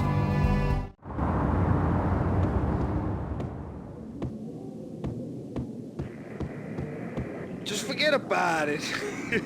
Just forget about it. Hey, just forget about it. That crazy witch, you should have heard her. She was a real scream when the boys caught her trying to cap the Don. Oh, that's freaking bad. To the trio? That's even worse than what Frankie's doing to that poor bastard downstairs. She's gonna take a long time to die. The mobster muscle on the phone was talking about Mona. Punchinello's trio were nothing but bad news.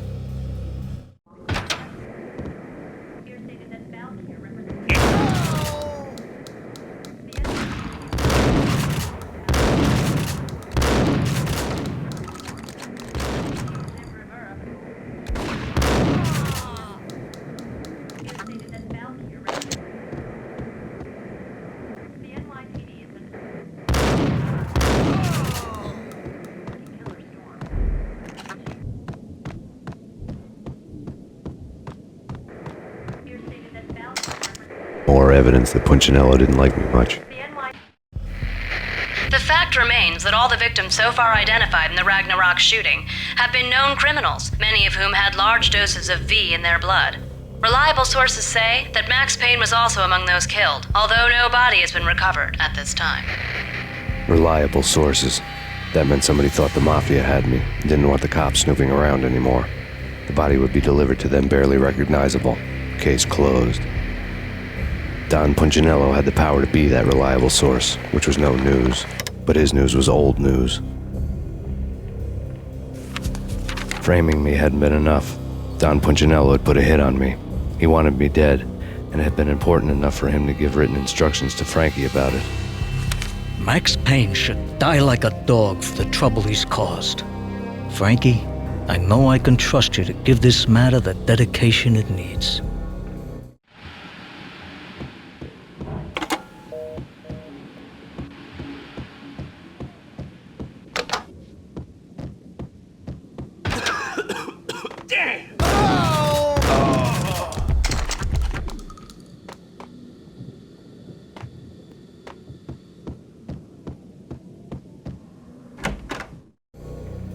The hotel bar was fast developing quite a history. True to his words, Frankie was there, having a beer. Jesus Christ. How the hell did you get loose? Got bored waiting.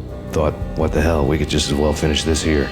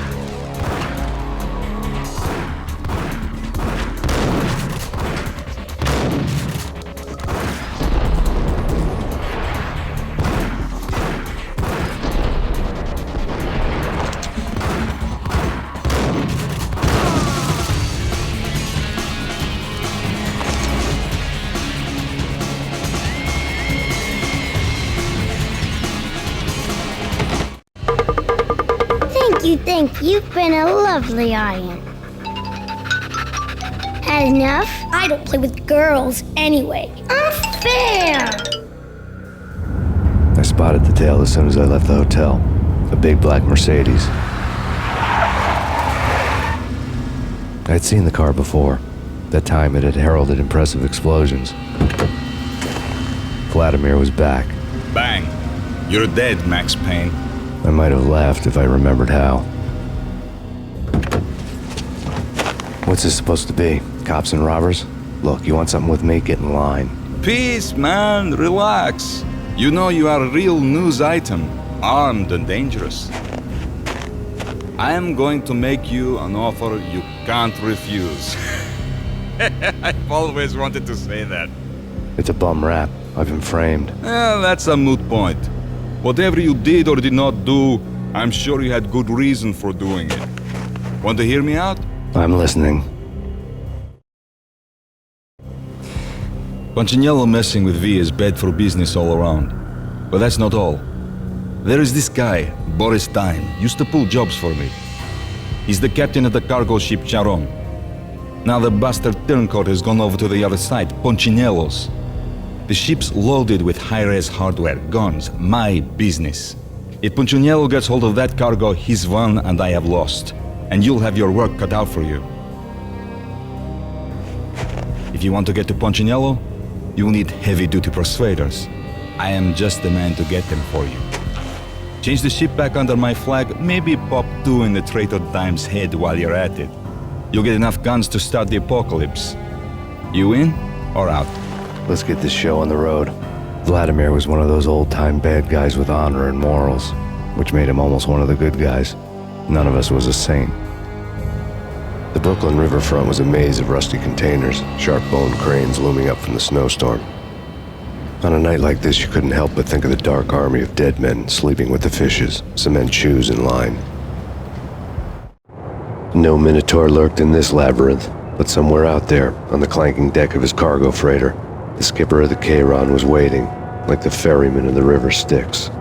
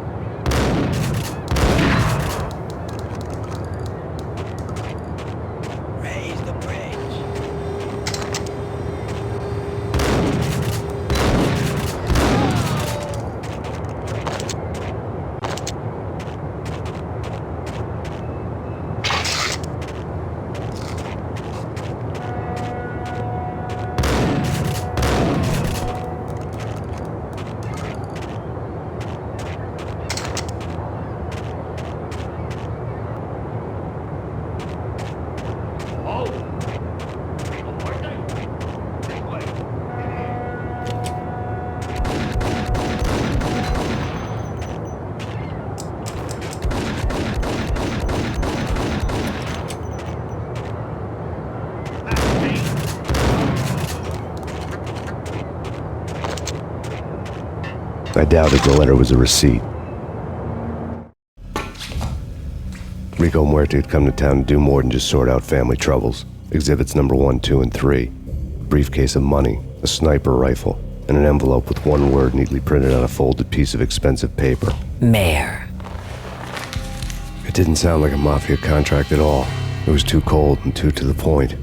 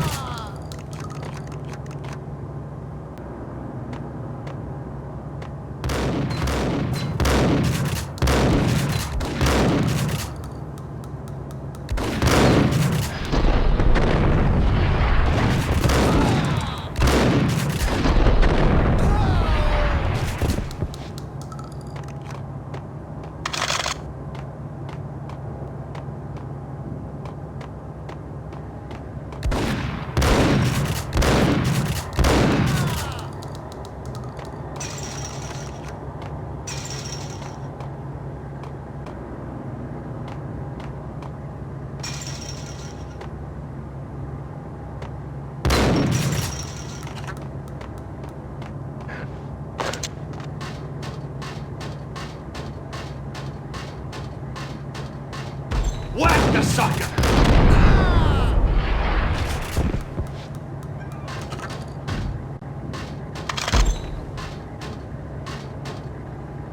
I had found Boris Dime's ship.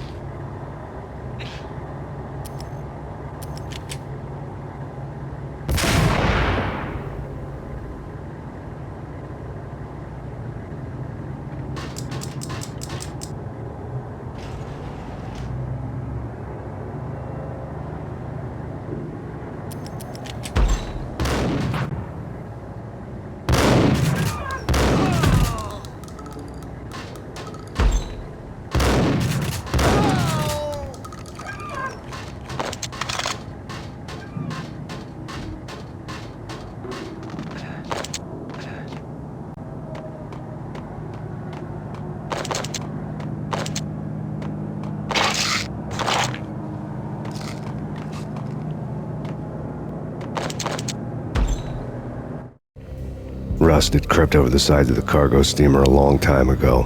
Boris Dime would be on board. I'd have to smoke half of his crew to even get near the gangplank. The guns were probably being kept in the hold, buried amidst the rats and oily water.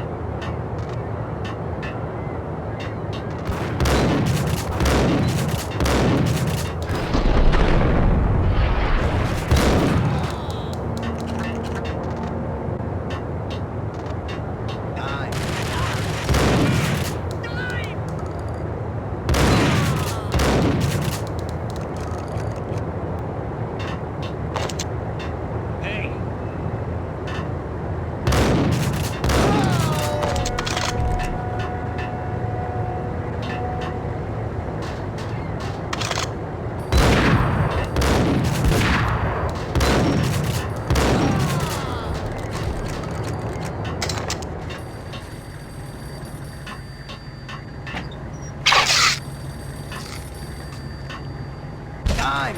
Dime?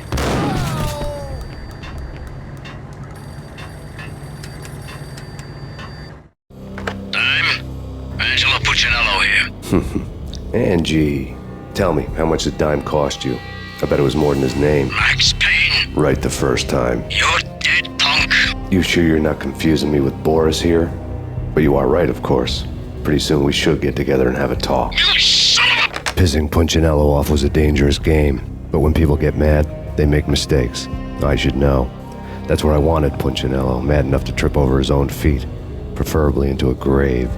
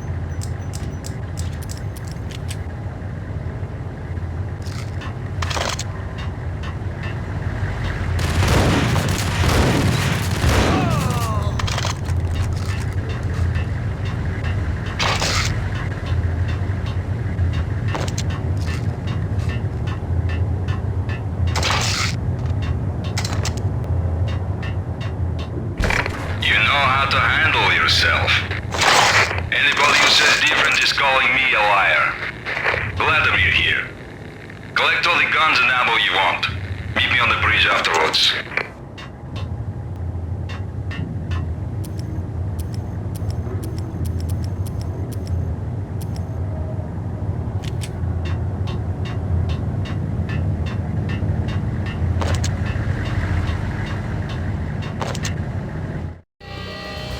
you get everything you need? Check. I owe you. Anything you need. This is my solo. When I'm through, Punchinello won't be anybody's problem anymore. Clear as vodka. But anytime you get between a rock and a hard place, just whistle. This could be the beginning of a beautiful friendship. You really get a bang out of this big-time gangster act, don't you?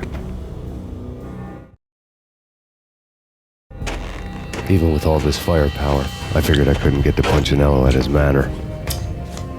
I could only hope that he wouldn't pass a chance to hear me beg to see he's won. This is Max Payne. I want to cut a deal. Payne, you're a dead man. That's what everybody keeps telling me. I got your ship and her cargo. I want to meet. No pain, no gain. Capiche? You know my restaurant? Yeah, I know it. 1 hour. Punchinello's restaurant had seen better days. Snow was falling like ashes from post-apocalyptic skies, but that was outside. Things would soon get hot in the Don's restaurant. I knew it was a long shot, Angelo Punchinello actually showing up, but there was no crime in hoping.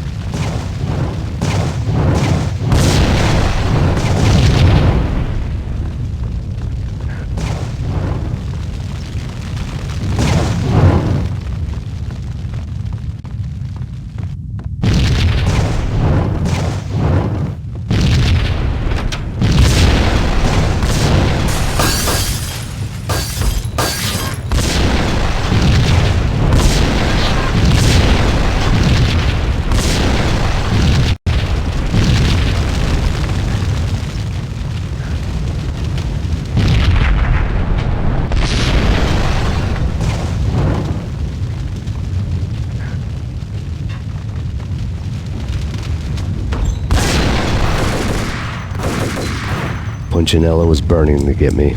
The feeling was mutual. He was trying to put out my flames with gasoline.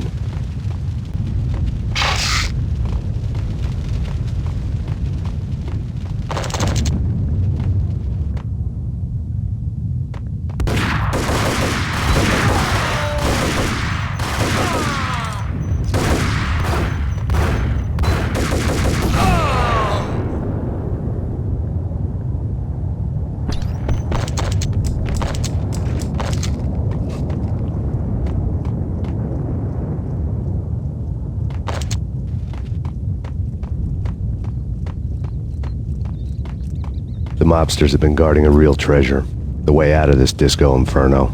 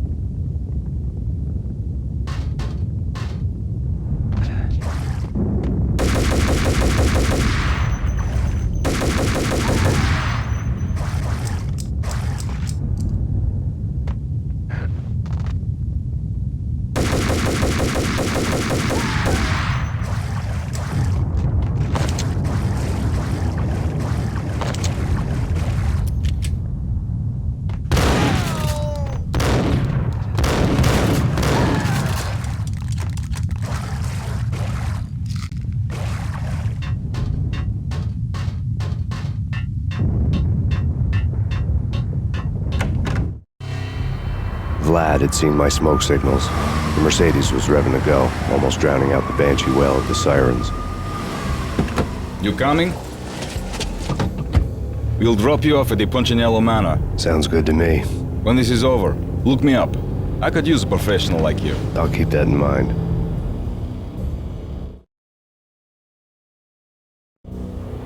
The night groaned with cold. The garden lights flickered nervously. In their light, the falling snow was dead white before the darkness ate it up. I had heard the stories. The trio were mad dogs.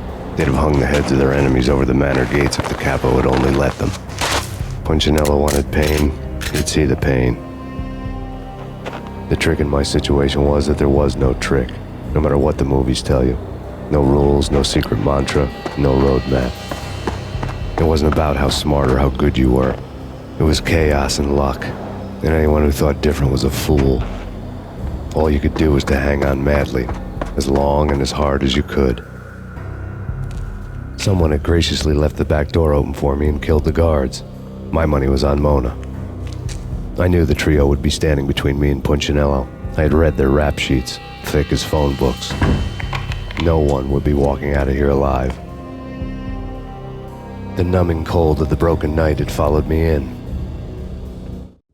Upstairs, the trio tangoed down the manor halls to the silent rhythm of their murderous hearts. The blood of their victims rust on their lips. Vince Mugnano, Pilot Providence, a.k.a. Big Brother, and Joe Deadpan Salem. The pistol was a frozen lump in my hand, piercing the skin, gnawing me to the bone.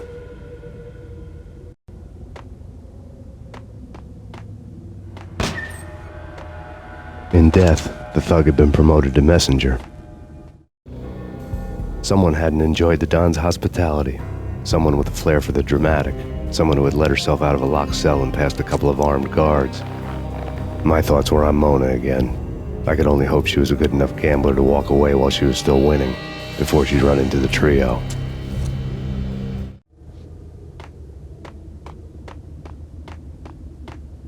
Payne!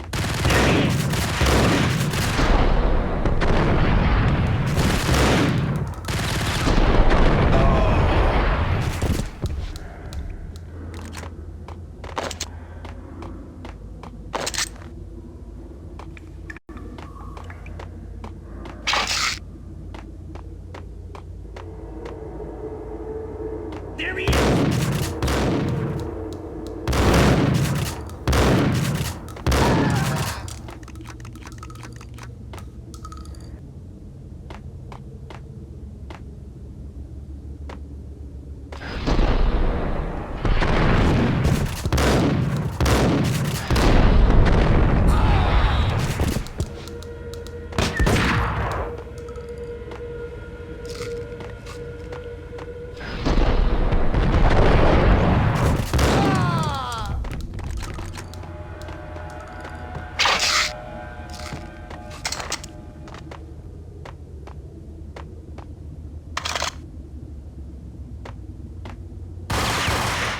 Someone get the guys from upstairs!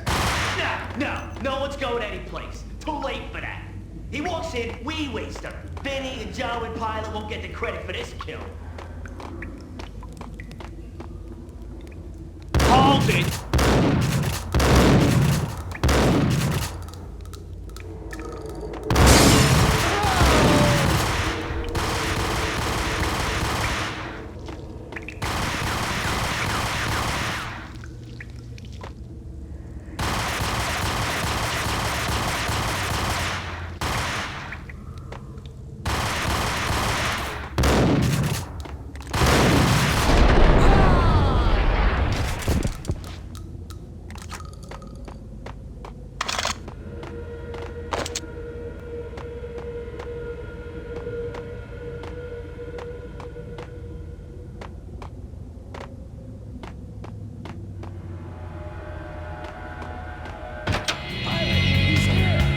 It didn't take me long to run into the trio.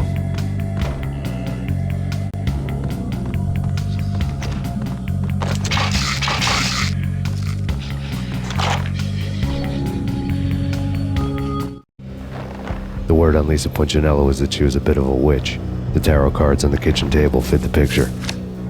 They weren't my kind of cards, but I was willing to take a crack at the hand Mrs. Punchinello had dealt. The first card was the tower. Maybe that was supposed to be the manor. It got easy after that. The devil was the master of the house, and death was me, coming for him.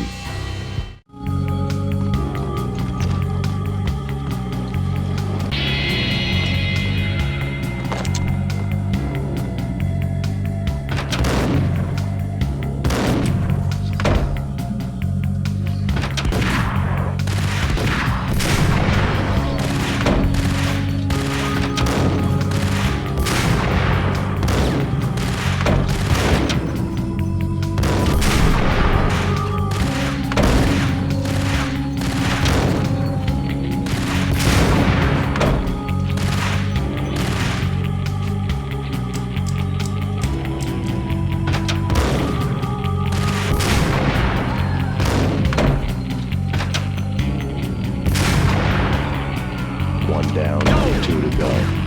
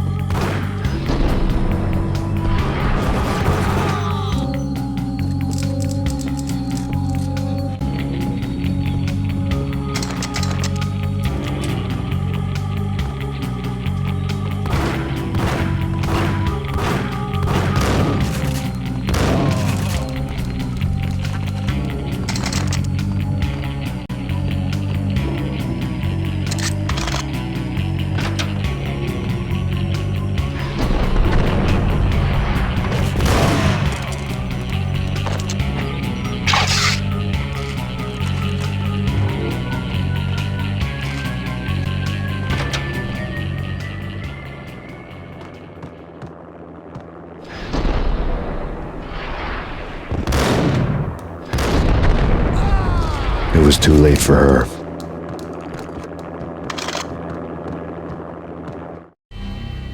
You're a real angel, Max. I couldn't tell whether it was Mona or her sister. The body was a mess. The sick bastard had really gotten a kick out of it.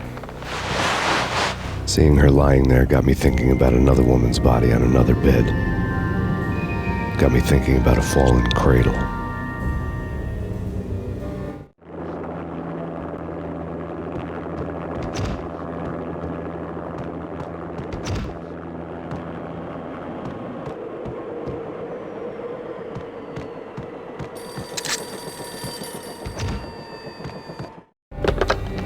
Max Payne. Talk to me. Alfred Woden. You've got company. An armed helicopter just landed on the manor grounds. You must hurry. The more the merrier.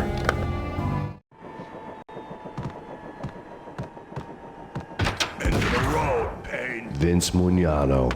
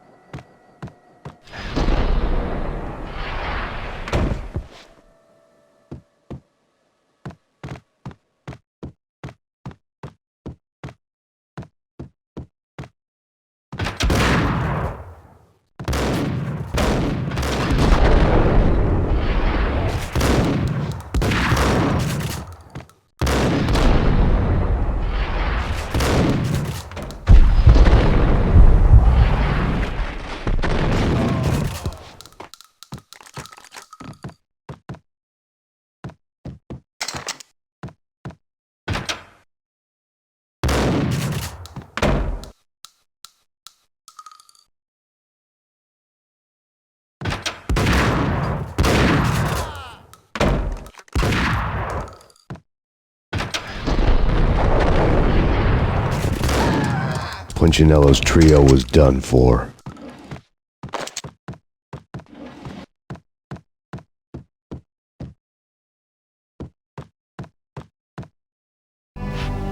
Outside my door.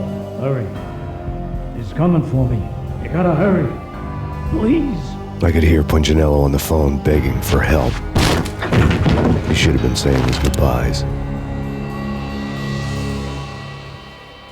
Punchinello was a pushover. The moment I stepped into the room, he folded like a deuce before a royal flush. No, wait. I was just doing what I was told. I couldn't refuse. She's someone high up. Government, maybe. I don't know. He was trying to buy more sand for his hourglass. I wasn't selling any. No, I told him not to.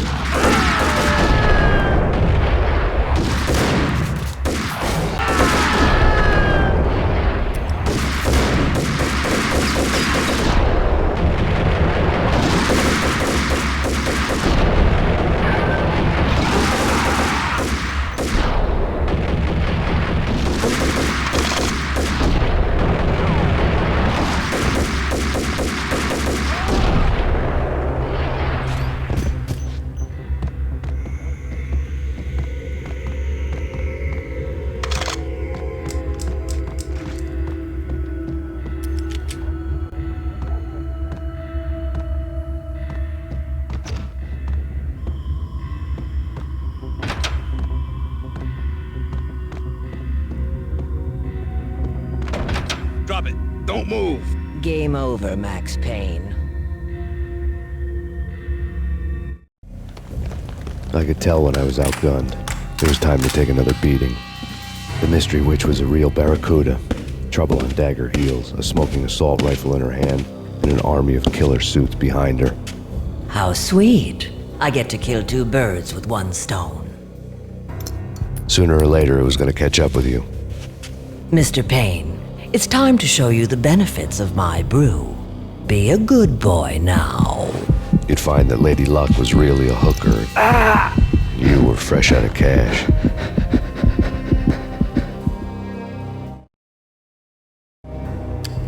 Gentlemen, we're done here. Take me to Cold Steel. She had just given me an OD of Valkyr. I could feel green fire eating my brains. They turned to steam. They did a fade on me. I'd never had a chance. The witch had got me just as sure as if she put a gun to my head and pulled the trigger. The shadows rushed me, bruised mugshot faces hungry for revenge. They knew my weak spots and closed in for the kill. The floor turned into a vortex of green blood. I fell. The flesh of fallen angels.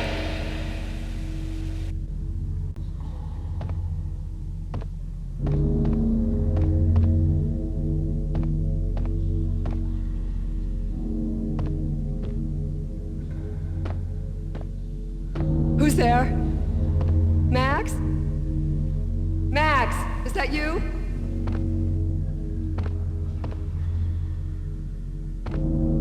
Max? Where are you, Max? Please.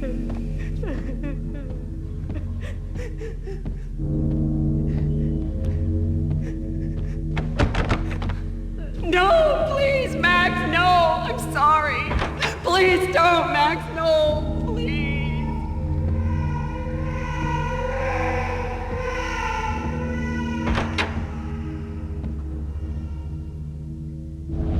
Max? Where are you, Max? Please. The letter was staring at me.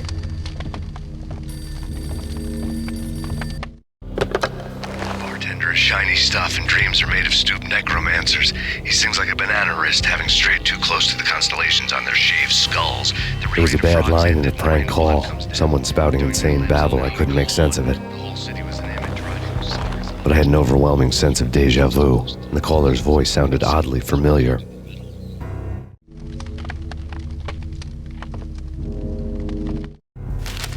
There was something disturbingly familiar about the letter before me.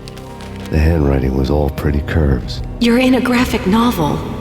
The truth split my skull open, a glaring green light washing the lies away. All of my past was just fragmented still shots, words hanging in the air like balloons. I was in a graphic novel. Funny as hell. It was the most horrible thing I could think of.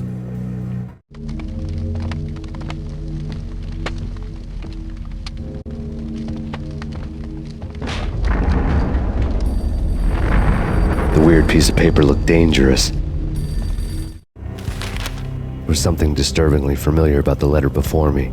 The handwriting was all pretty curves. You're in a computer game, Max. The truth was a burning green crack through my brain, weapon statistics hanging in the air, glimpsed out of the corner of my eye, endless repetition of the act of shooting, time slowing down to show off my moves, the paranoid feel of someone controlling my every step. I was in a computer game. Funny as hell, it was the most horrible thing I could think of. Don't lose it. It's Valk here. The drug. Snap out of it. Try to remember. It was a bad line in a prank call, someone spouting insane babble. I couldn't make sense of it. But I had an overwhelming sense of deja vu, and the caller's voice sounded oddly familiar.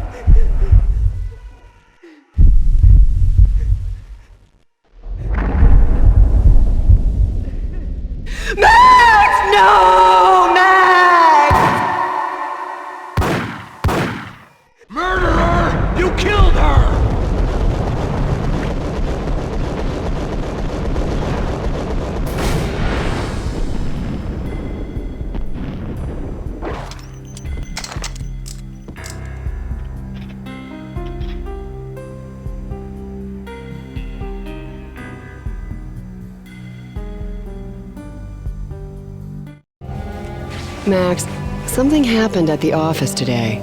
A strange memo. Something about Vikings. Honey, I gotta run. You can tell me all about it this evening. Have a nice day, darling. The bullet holes were rubies on her chest, blood glowing on her ivory skin. She was so beautiful. The killer was smiling. The flesh of fallen angels.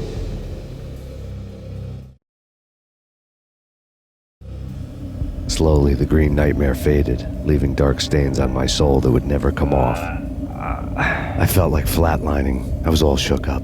I woke up in a cold sweat, sick and tired to the bone, lying in a puddle of my own puke. The hag had said take me to Cold Steel before it had all gone crazy. It was a clue, the only one I had. It took me forever to crawl back to my feet and hit the road, but when I did, I drove straight to Cold Steel Foundry outside the city.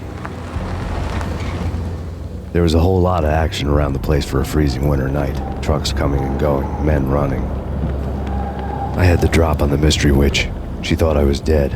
I was on her blind side. I was going in. The bad trip had put me in a crazy mood, adrenaline pumping through my aching veins. Staggering on the mill roof in ice and snow and wild wind, I was a ninja. My kung fu was strong. I wasn't kidding anybody. At best, I was Superman on kryptonite about to fall through a skylight, down to where it was all going down. A half-abandoned industrial area in the middle of nowhere. The factory was a perfect front for any number of illegal activities.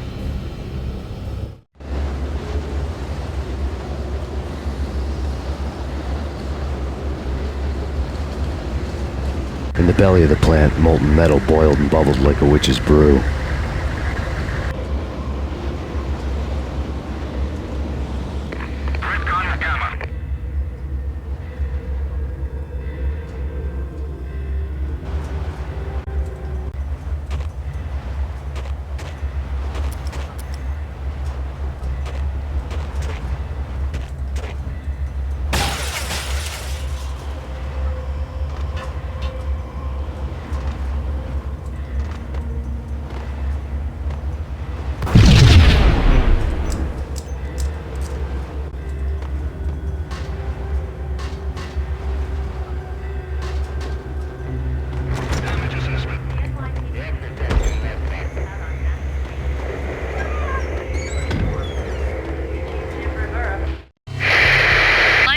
Weather condition. A record-breaking killer storm. In the city's history, vehicles stuck in snow. Heavy snowfall. Forecast shows severe weather is expected to continue. Out in the night, snow fell like confetti over the Devil's Parade. The storm was anything but over.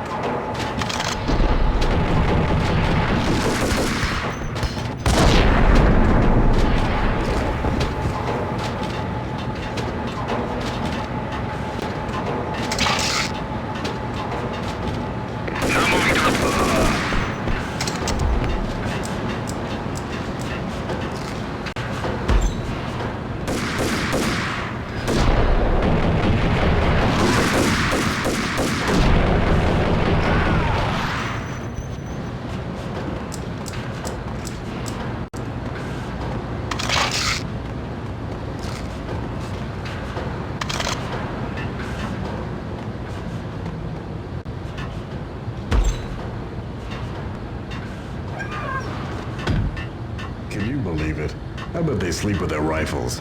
I bet they've given them names.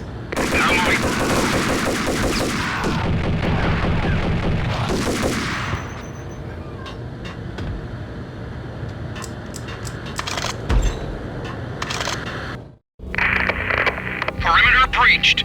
The facility has been compromised. Repeat, the Deep Six has been compromised. Initiate Operation Deadeye. The walkie-talkie military lingo could mean only one thing. They were getting ready to destroy the evidence and vanish into the night. I was so close. The hidden truths were just around the corner.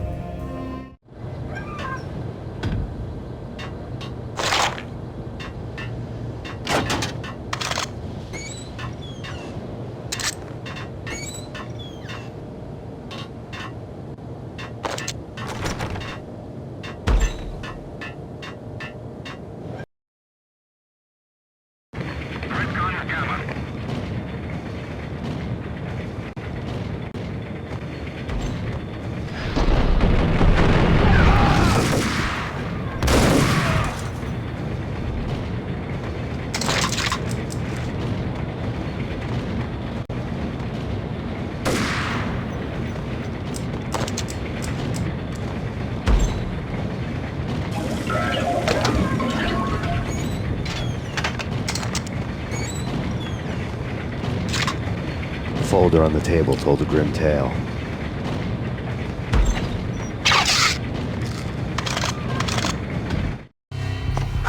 The mercenaries were running a tight operation, paperwork and all.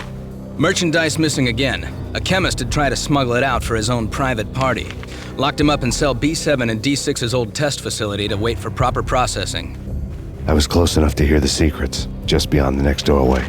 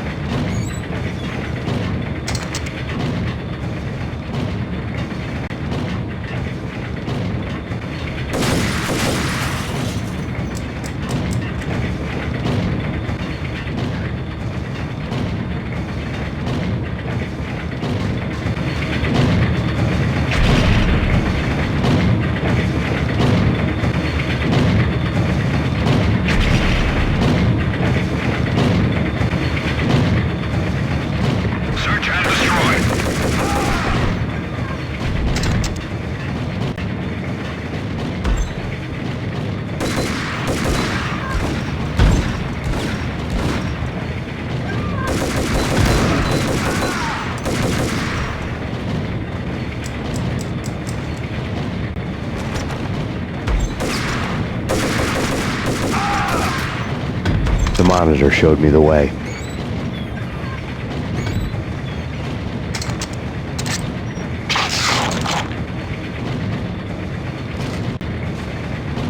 Processing diagrams fill the control room screens, all but one. An elevator titled D6 on one of the screens, somewhere onwards, past rows of ovens, in the core of the plant.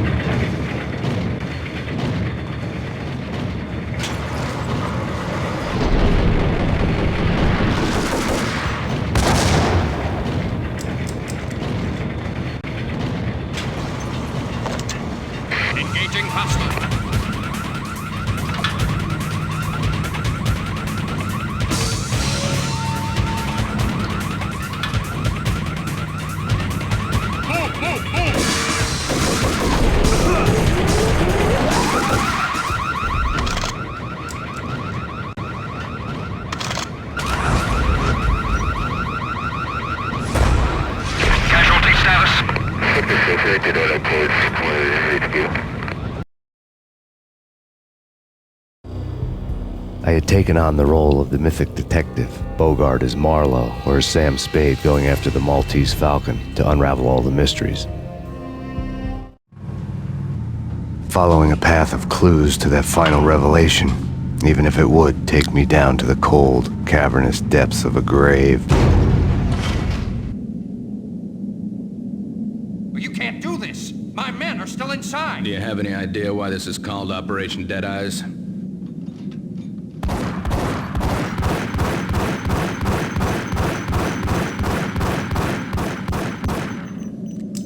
I think he's dead already. Let's do it.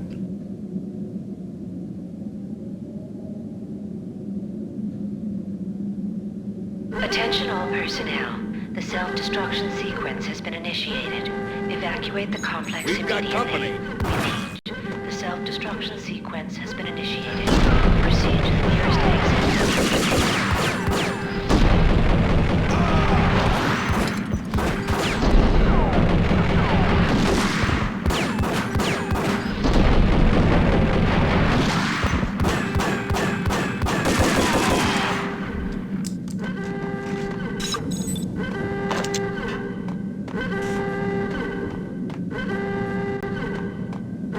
I had seen the logo on the floor before.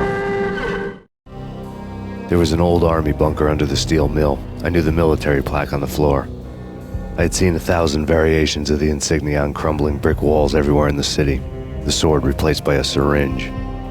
Project Valhalla, V for Valkyr, V for Valhalla. All of a sudden it read like a crackpot conspiracy theory.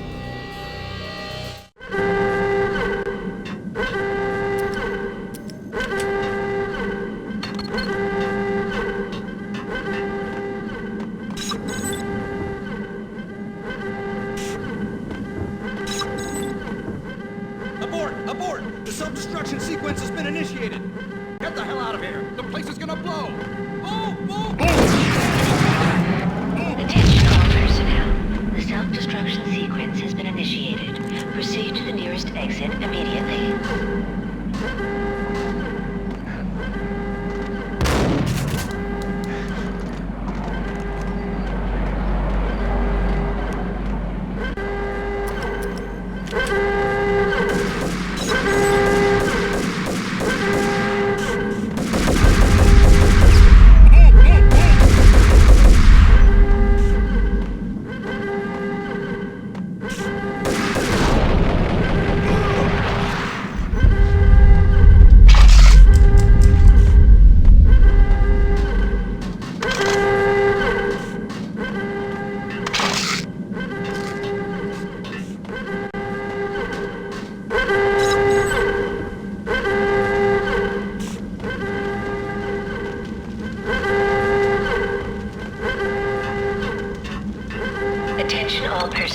Like everything else in the Valkyr case, the door code was a mystery to me. Proceed to the nearest exit immediately.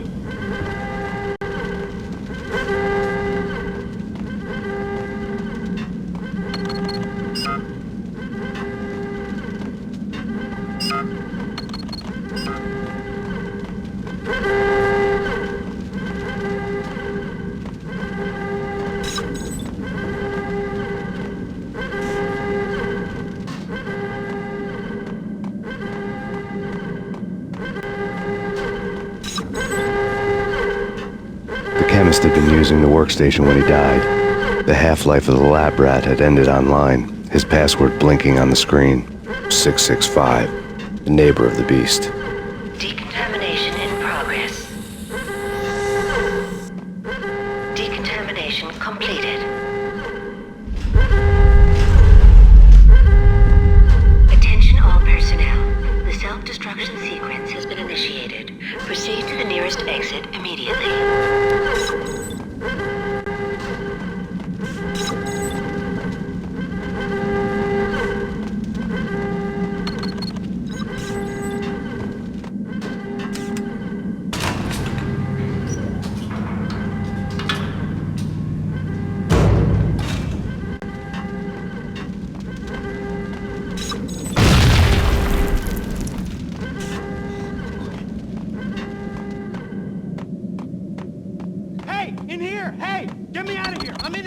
Here, let me out.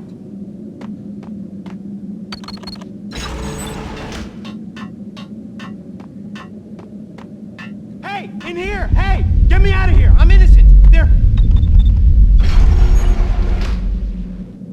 Thanks. I thought I was gonna die in there for sure. I need you to get me through the decontamination chamber airlock. Personnel. You're The crazy. self-destruction No way. The sequence place has is been blowing up, for Christ's initiated. sake. Proceed to Either the that or nearest go back to the exit cell. immediately. Your choice. Okay, I'll do it. I'll do it.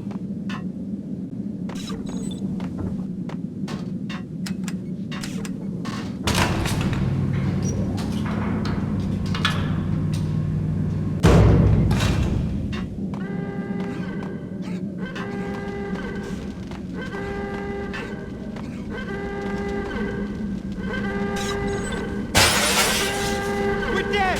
We're dead!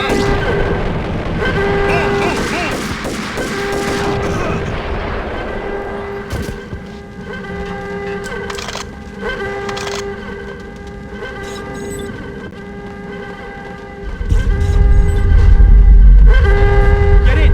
I'll punch you through! After this, you can go. You're a free man. Bad. Decontamination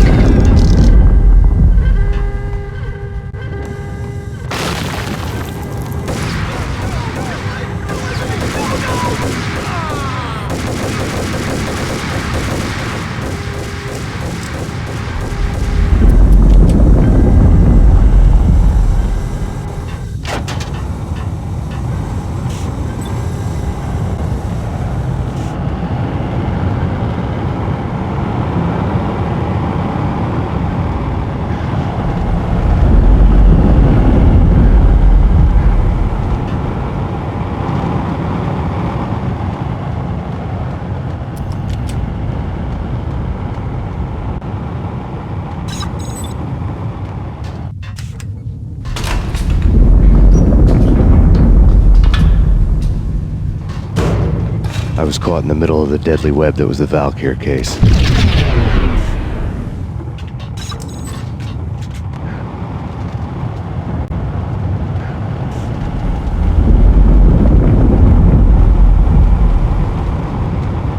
One of the lab terminals had the project logo on the screen. Top secret. Project Valhalla. U.S. Army. Yggdrasil Network.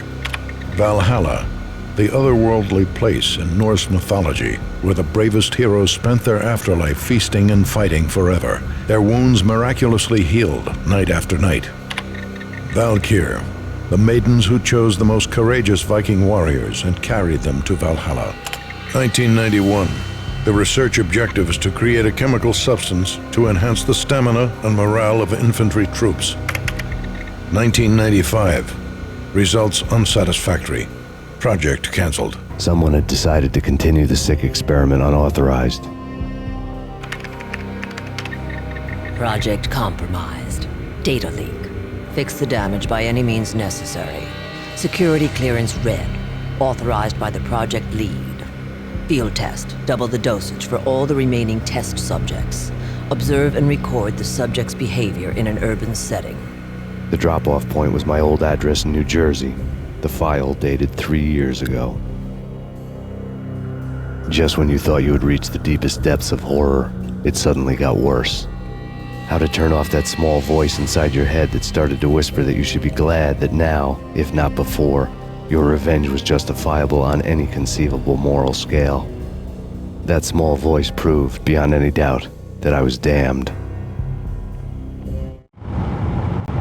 The dagger-heeled woman had come and gone a long time ago. There was nothing more for me here. The bunker's name was acting as a self-fulfilling prophecy.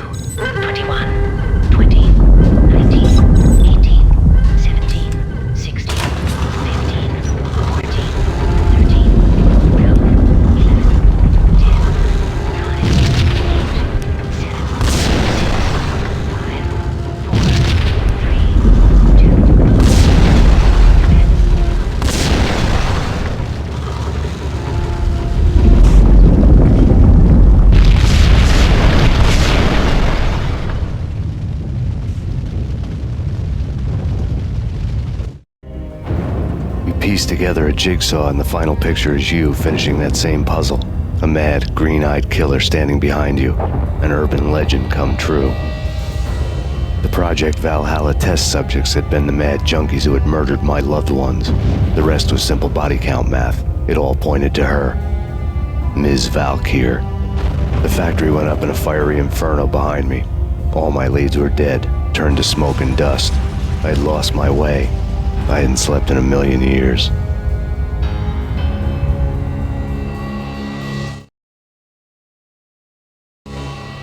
I felt thin as death. I've been living on an endless supply of week-old donuts. They were fuel for this crazy furnace inside my head. I couldn't remember when I had last seen the sun. I was on a permanent graveyard shift. When the darkness fell, New York City became something else, any old Sinatra song notwithstanding. Bad things happened in the night, on the streets of that other city, Noir York City. I was in an all-night diner, downing cup after cup of coffee that tasted like engine oil, when a new message from BB got me back on the killer track. What the hell happened at Roscoe Street? Maxie, I'm going out on a limb here. We need to talk this through, come up with a plan. 2:30 a.m., the Choir Communications Garage. The more I thought about Alex's murder and the frame-up, the more it felt like an inside job. I should have seen it coming. BB had sold me out, and now he wanted to finish what he'd started. The garage was dead. BB showed up in his tailor-made suit, gold watch, and cufflinks to match, all way beyond a cop's pay. Maxie. Oozing suave charm, he was guilty as hell.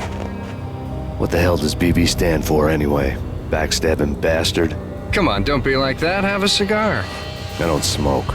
Maxie, you have no idea how big this is. It's huge. You have no idea. I think I do. You're a bribe-taking bent cop who sold out his partner. Those mobsters in the subway were a dead giveaway. Hard to miss. Bet it was exactly like this with Alex. Up close and personal. You can't win this one, Max. No, but I can make damn sure none of you do either. BB turned out to be another cardboard cutout bad guy.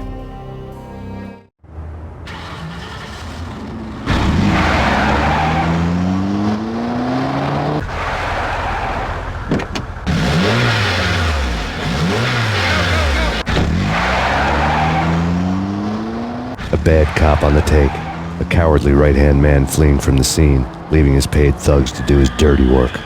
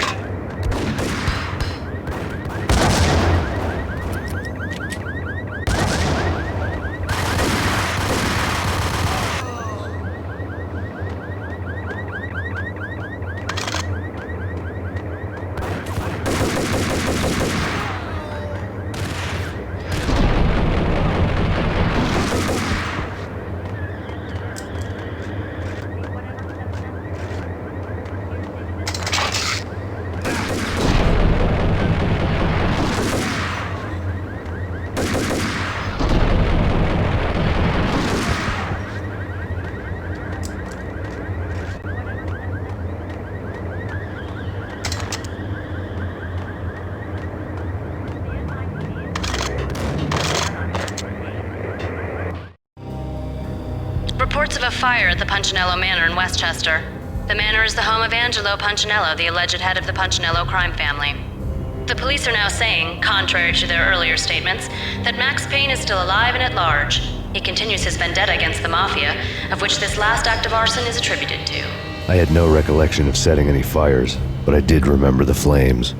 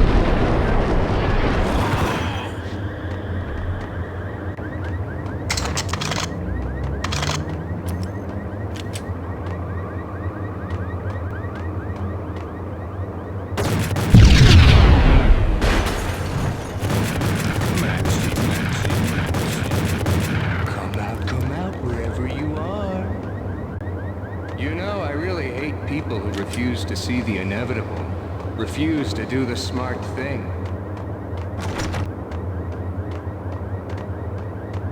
No, I must do the right thing.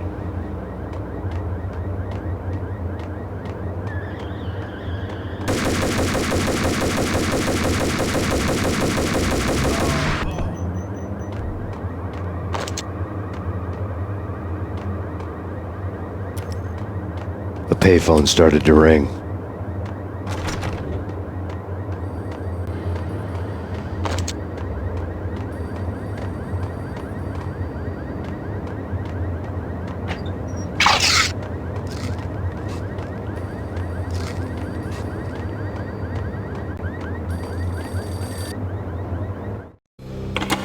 Yeah.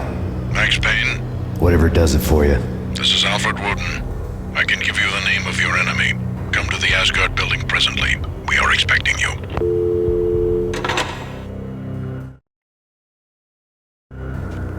Woden was waiting for me on the steps of the old building. Mr. Payne, let's go inside. The others are anxious to begin. The others? Despite the general misconception, this building actually predates the City Hall by 2 years, thus being the oldest municipal building still in use here at the foot of the Brooklyn Bridge. No kidding. The old man played tour guide as he led me through a dark, domed hall. The answers I was after loomed large ahead. Mr. Payne, I would like to introduce you to my colleagues in what we call the Inner Circle. You've been watching too much X-Files.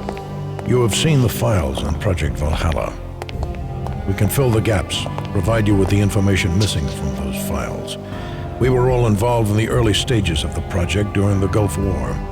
What's the catch? We would very much like to blow this thing wide open, but our hands are tied. Her name is Nicole Horn. She was the key figure in Project Valhalla. When the funding was discontinued, she simply refused to quit. She knew exactly what she had in her hands. Nicole Horn is the president of Acer Corporation. She has more than half the city in her pocket. This must be kept under wraps. If you try to go public with this, we will deny any knowledge. We need you to take her out. Afterwards, we can protect you. Make all the charges go away. That was the cue for the killer suits to kick in the doors and swarm inside.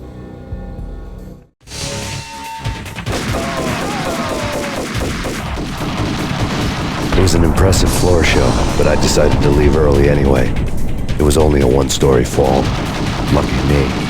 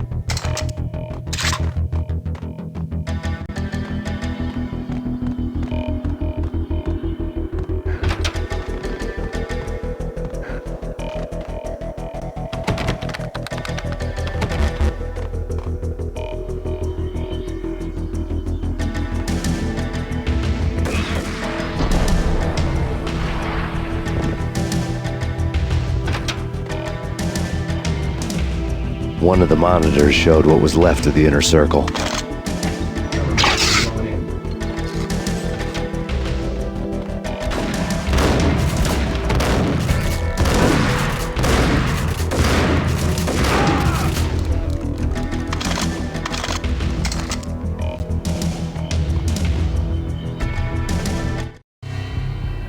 On screen, the so-called corpse of Alfred Woden stood up, miraculously waking from his dirt nap, looking smug among his dead pals. In the land of the blind, the one-eyed man is king. I didn't know how he'd pulled it off, but it was a pretty slick way to get out of all his promises. Most of what he had said fit too well to be a load of crap.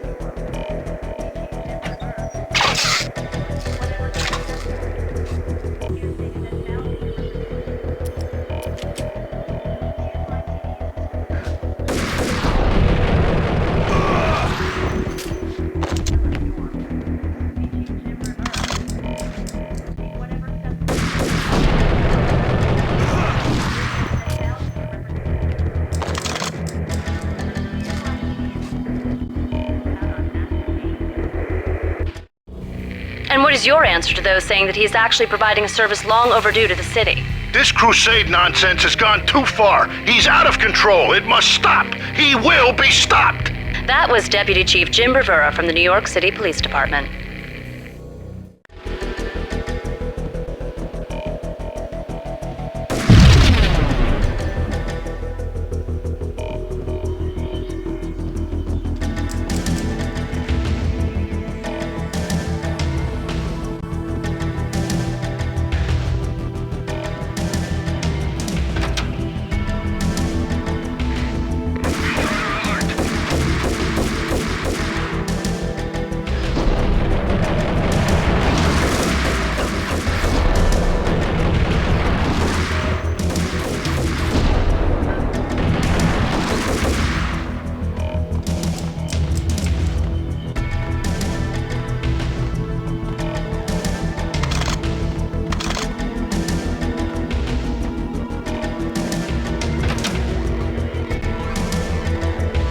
A videotape lay on the desk.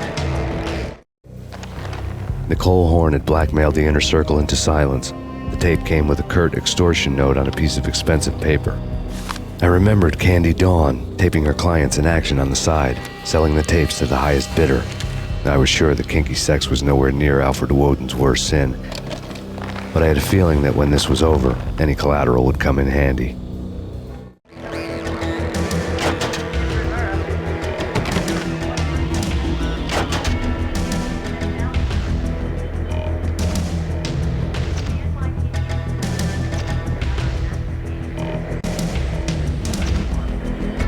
Woden had left me a present. Woden had taken care of my mission preps with military precision. The critical areas in the Acer Corporation headquarters blueprints were circled in red. The president's office was at the top of the building, right below her penthouse suite. The elevators were controlled by a security computer, part of the mainframe located underground below the building. The high-rise was sealed as tight as a sci-fi fortress.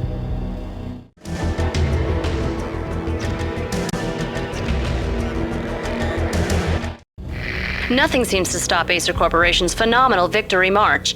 Incredibly, the stocks are still rocketing. Worried experts already see a danger in the company's success.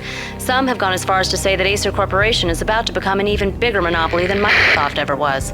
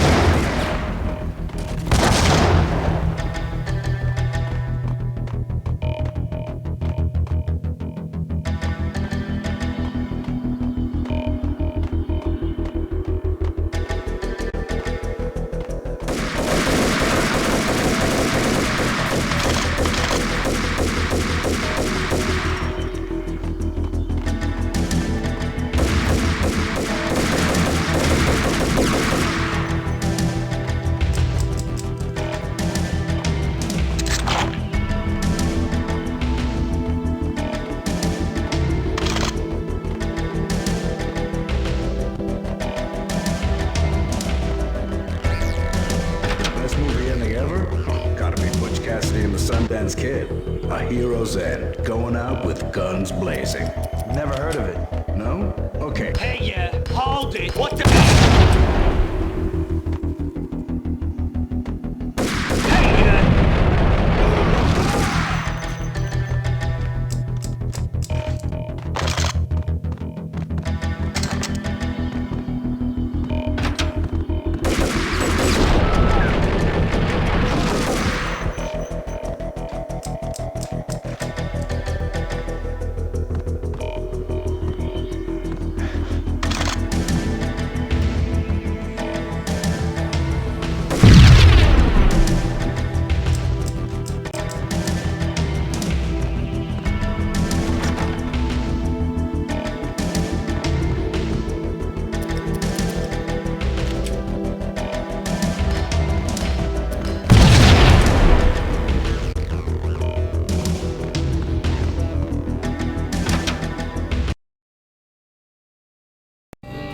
I had dreamed of revenge. Those dreams were always nightmares, of coming close and then failing. Now I was close. I had a name to guide me, Nicole Horn. I had nothing to lose.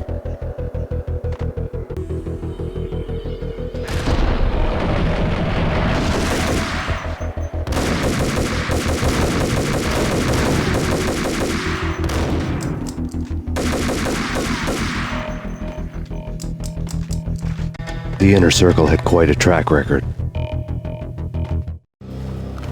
Project Valhalla had not been the only thing the Inner Circle had been involved in. There were rows of cabinets full of files.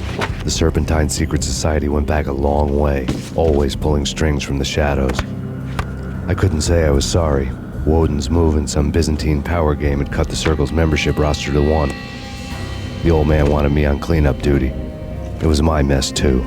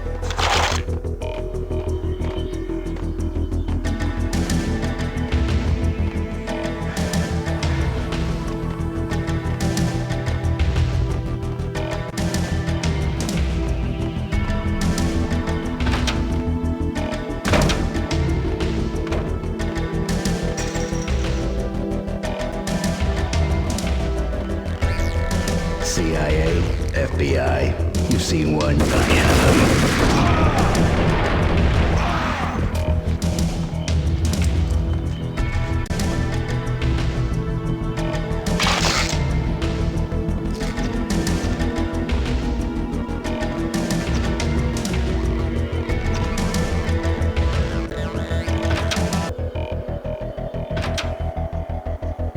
Take him down. Shoot to kill. Let's finish this.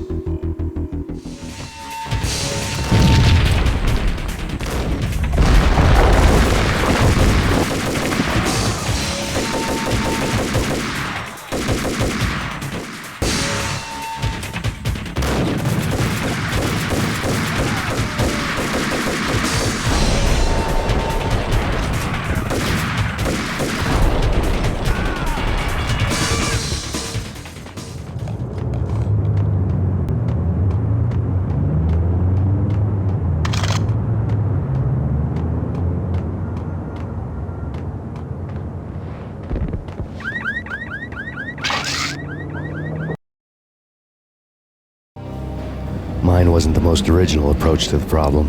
It wasn't as if it hadn't all been done before. An eye for an eye, the first principle of revenge. Old as dirt, still going strong. The cardinal rule in going after someone with an intention to kill was not to make it personal, which it almost always ended up being anyway. It did with me. I took my time, cruising around the city in the snow. There was no hurry. I knew what I had to do now. I took my time, thinking about it, building up the rage. When I was ready, I parked the stolen wheels at the front entrance of the Acer Corporation headquarters. Got out, got in, got cracking. I had a bullet with Nicole Horn's name on it. I had 10,000 bullets with the Hag's name on them. She had ultra-high-tech security systems, enough mercenaries and weaponry to start World War III. There was no fear. New York disappeared behind a veil of snow. I had crossed the threshold. This was her domain, sleek and sexy and soulless, all glass and steel. A place of color-coded security key cards, metal detectors, and surveillance systems.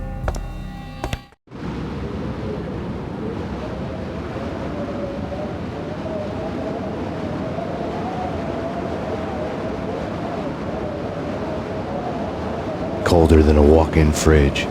Cold as a gun.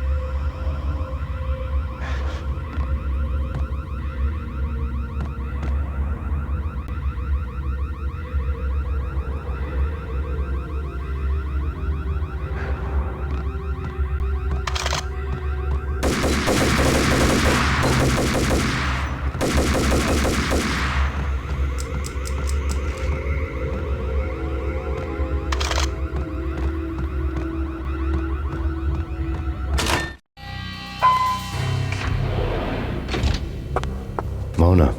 Looking good. Max, we gotta stop meeting like this. It will be a cold day in hell before I let a narc cop stop me. Miss Sachs, do your job. Relax, Max. You're a nice guy. I don't kill nice guys. You're not bad yourself. It was different when Horn wanted Punchinello dead. To cut her ties to the Mafia. He deserved to die. The same goes with her. She's the bad guy here. Her sister was whispering to her in my favor. I knew the appetites of ghosts intimately. They hungered for revenge. No! A gunshot boomed and she fell down in slow motion. She was a nice girl, not really a stone-cold killer. And now she was stone-cold dead. Like religious fanatics or loyal samurai, Horn's private army was coming at me. Contact.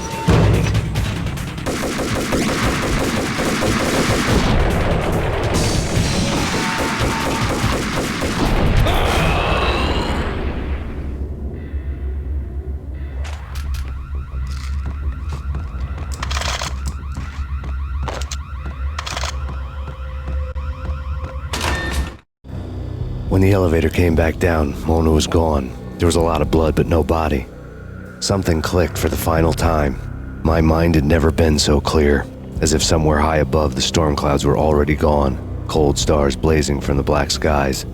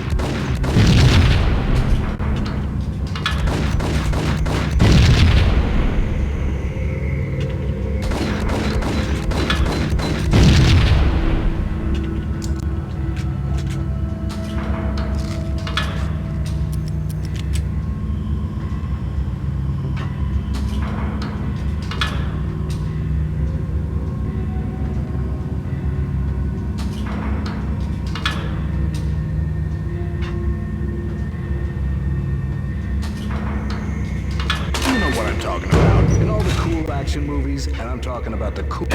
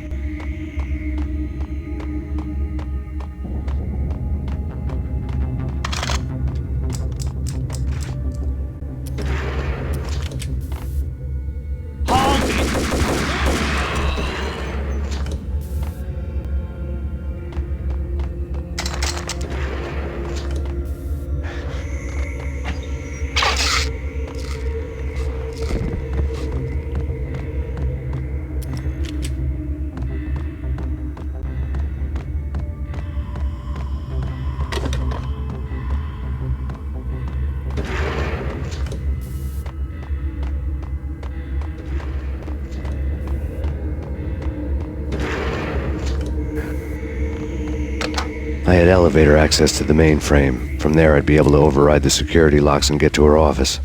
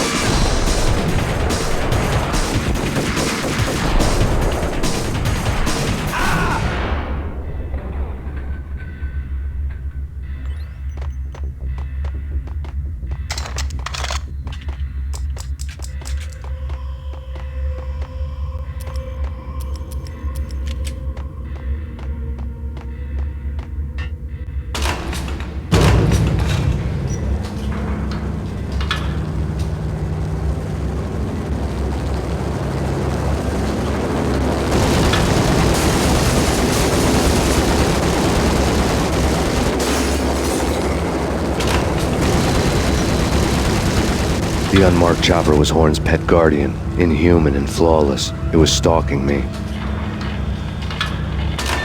Stereotype. What Kill the bastard! Kill the bastard!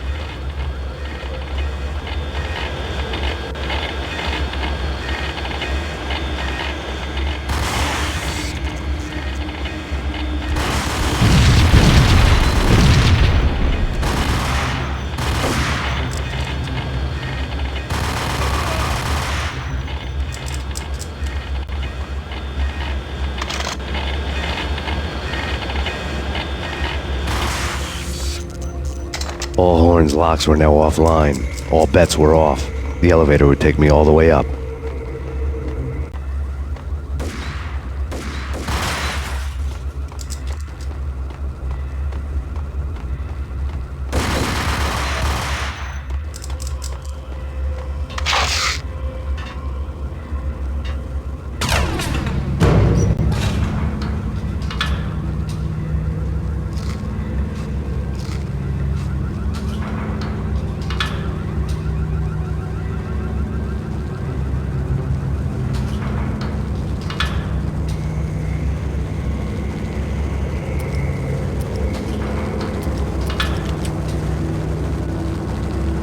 Seen from this height, the night seemed to stretch on to eternity. A hint of desperation had crept into the snowstorm, as if it was trying to get it all out before the end.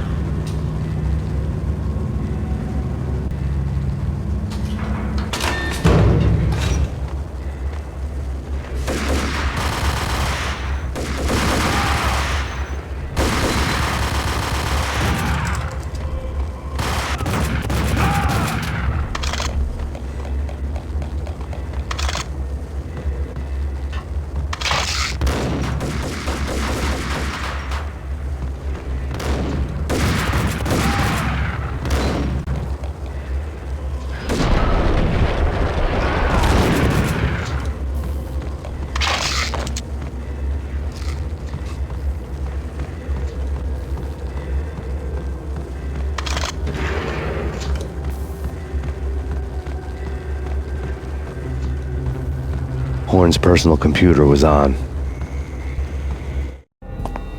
Next to the printer was a neat stack of expensive paper. Hacking through Horn's computer would have unearthed files of criminal plans, strategies for world domination, spy helicopter reports, illegal wiretap recordings, internet porno, all of the above. Take your pick. I really didn't care anymore. I had seen too much of it already.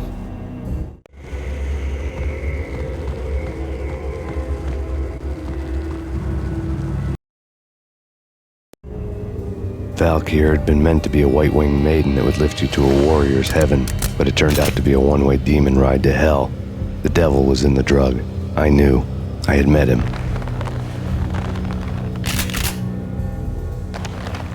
And now I was gonna kill her, the queen of the underworld who had tried to lift herself a bit closer to heaven with her drug money.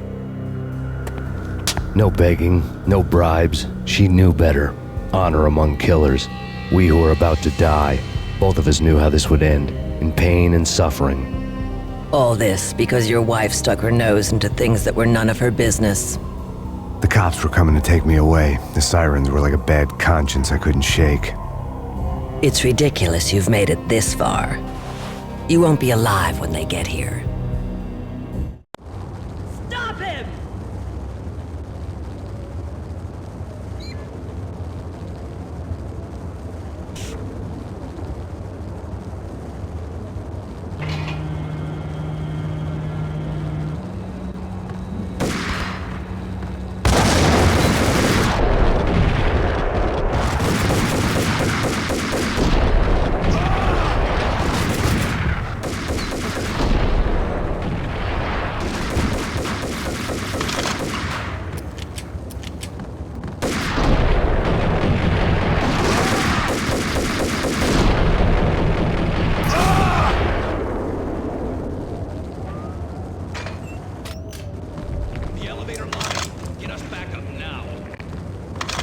Max Payne, this is futile.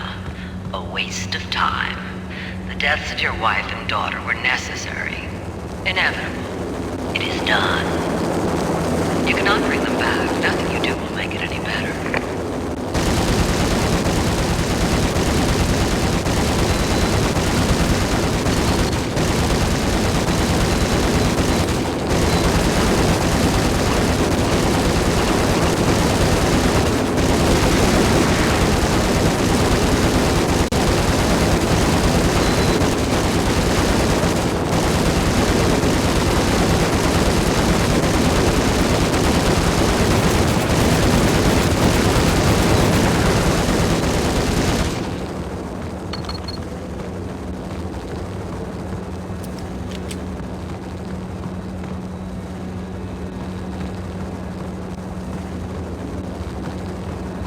Max Payne, you are fighting a losing battle. You cannot survive this. You will die. Stop fighting. Make it easy for yourself. Accept your fate. You will die here.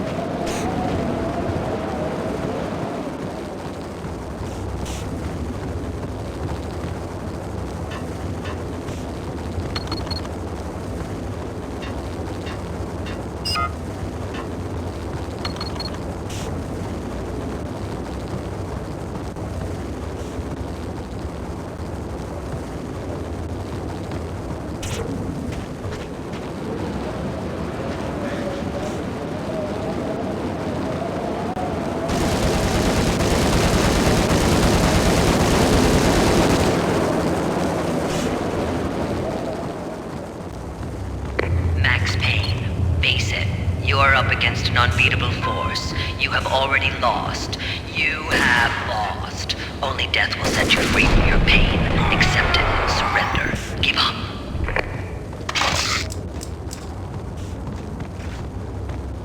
We have him in the North Lounge. Send us assistance.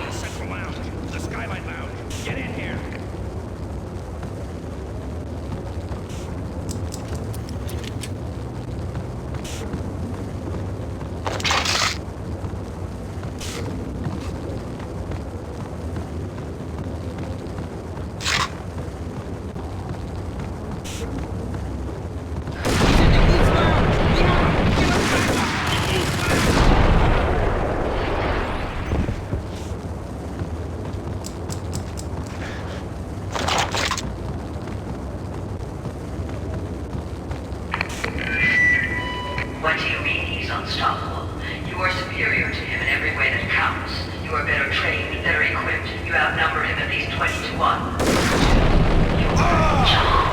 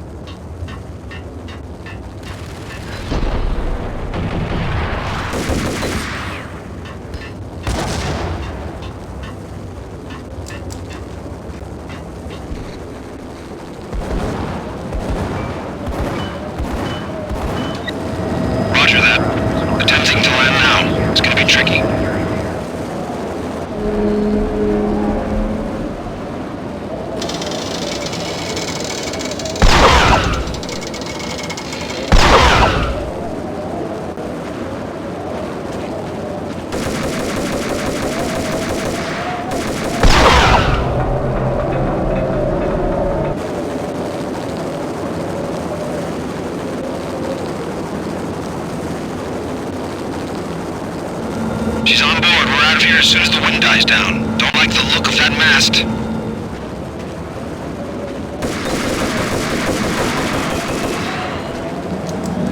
Lift off in 1 minute.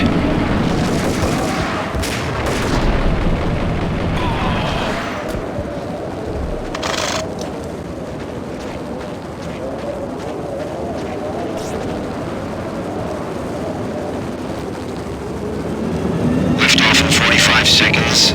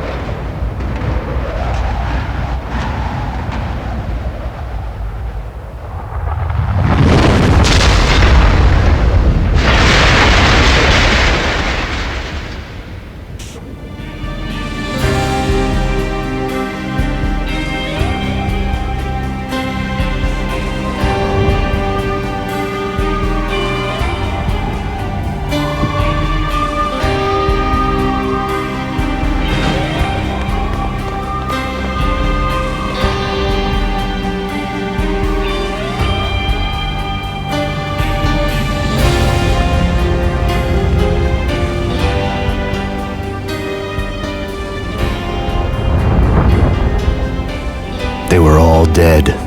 The final gunshot was an exclamation mark to everything that had led to this point. I released my finger from the trigger. And then it was all over. The storm seemed to lose its frenzy. The ragged clouds gave way to the stars above. Max Payne, this is Deputy Chief Jim Bravura from the NYPD. We've got the building surrounded. Throw down your weapons and lie down with your hands behind your head. bit closer to heaven.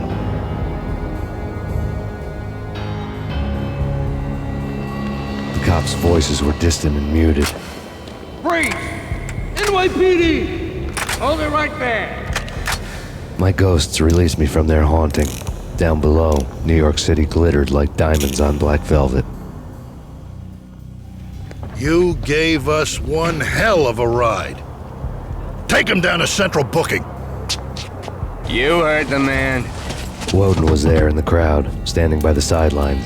It wouldn't be over till the man with the patch would say so. He'd say the right words. I knew he would. He'd better. Woden grinned smugly. It was the grin of a winner. That made two of us.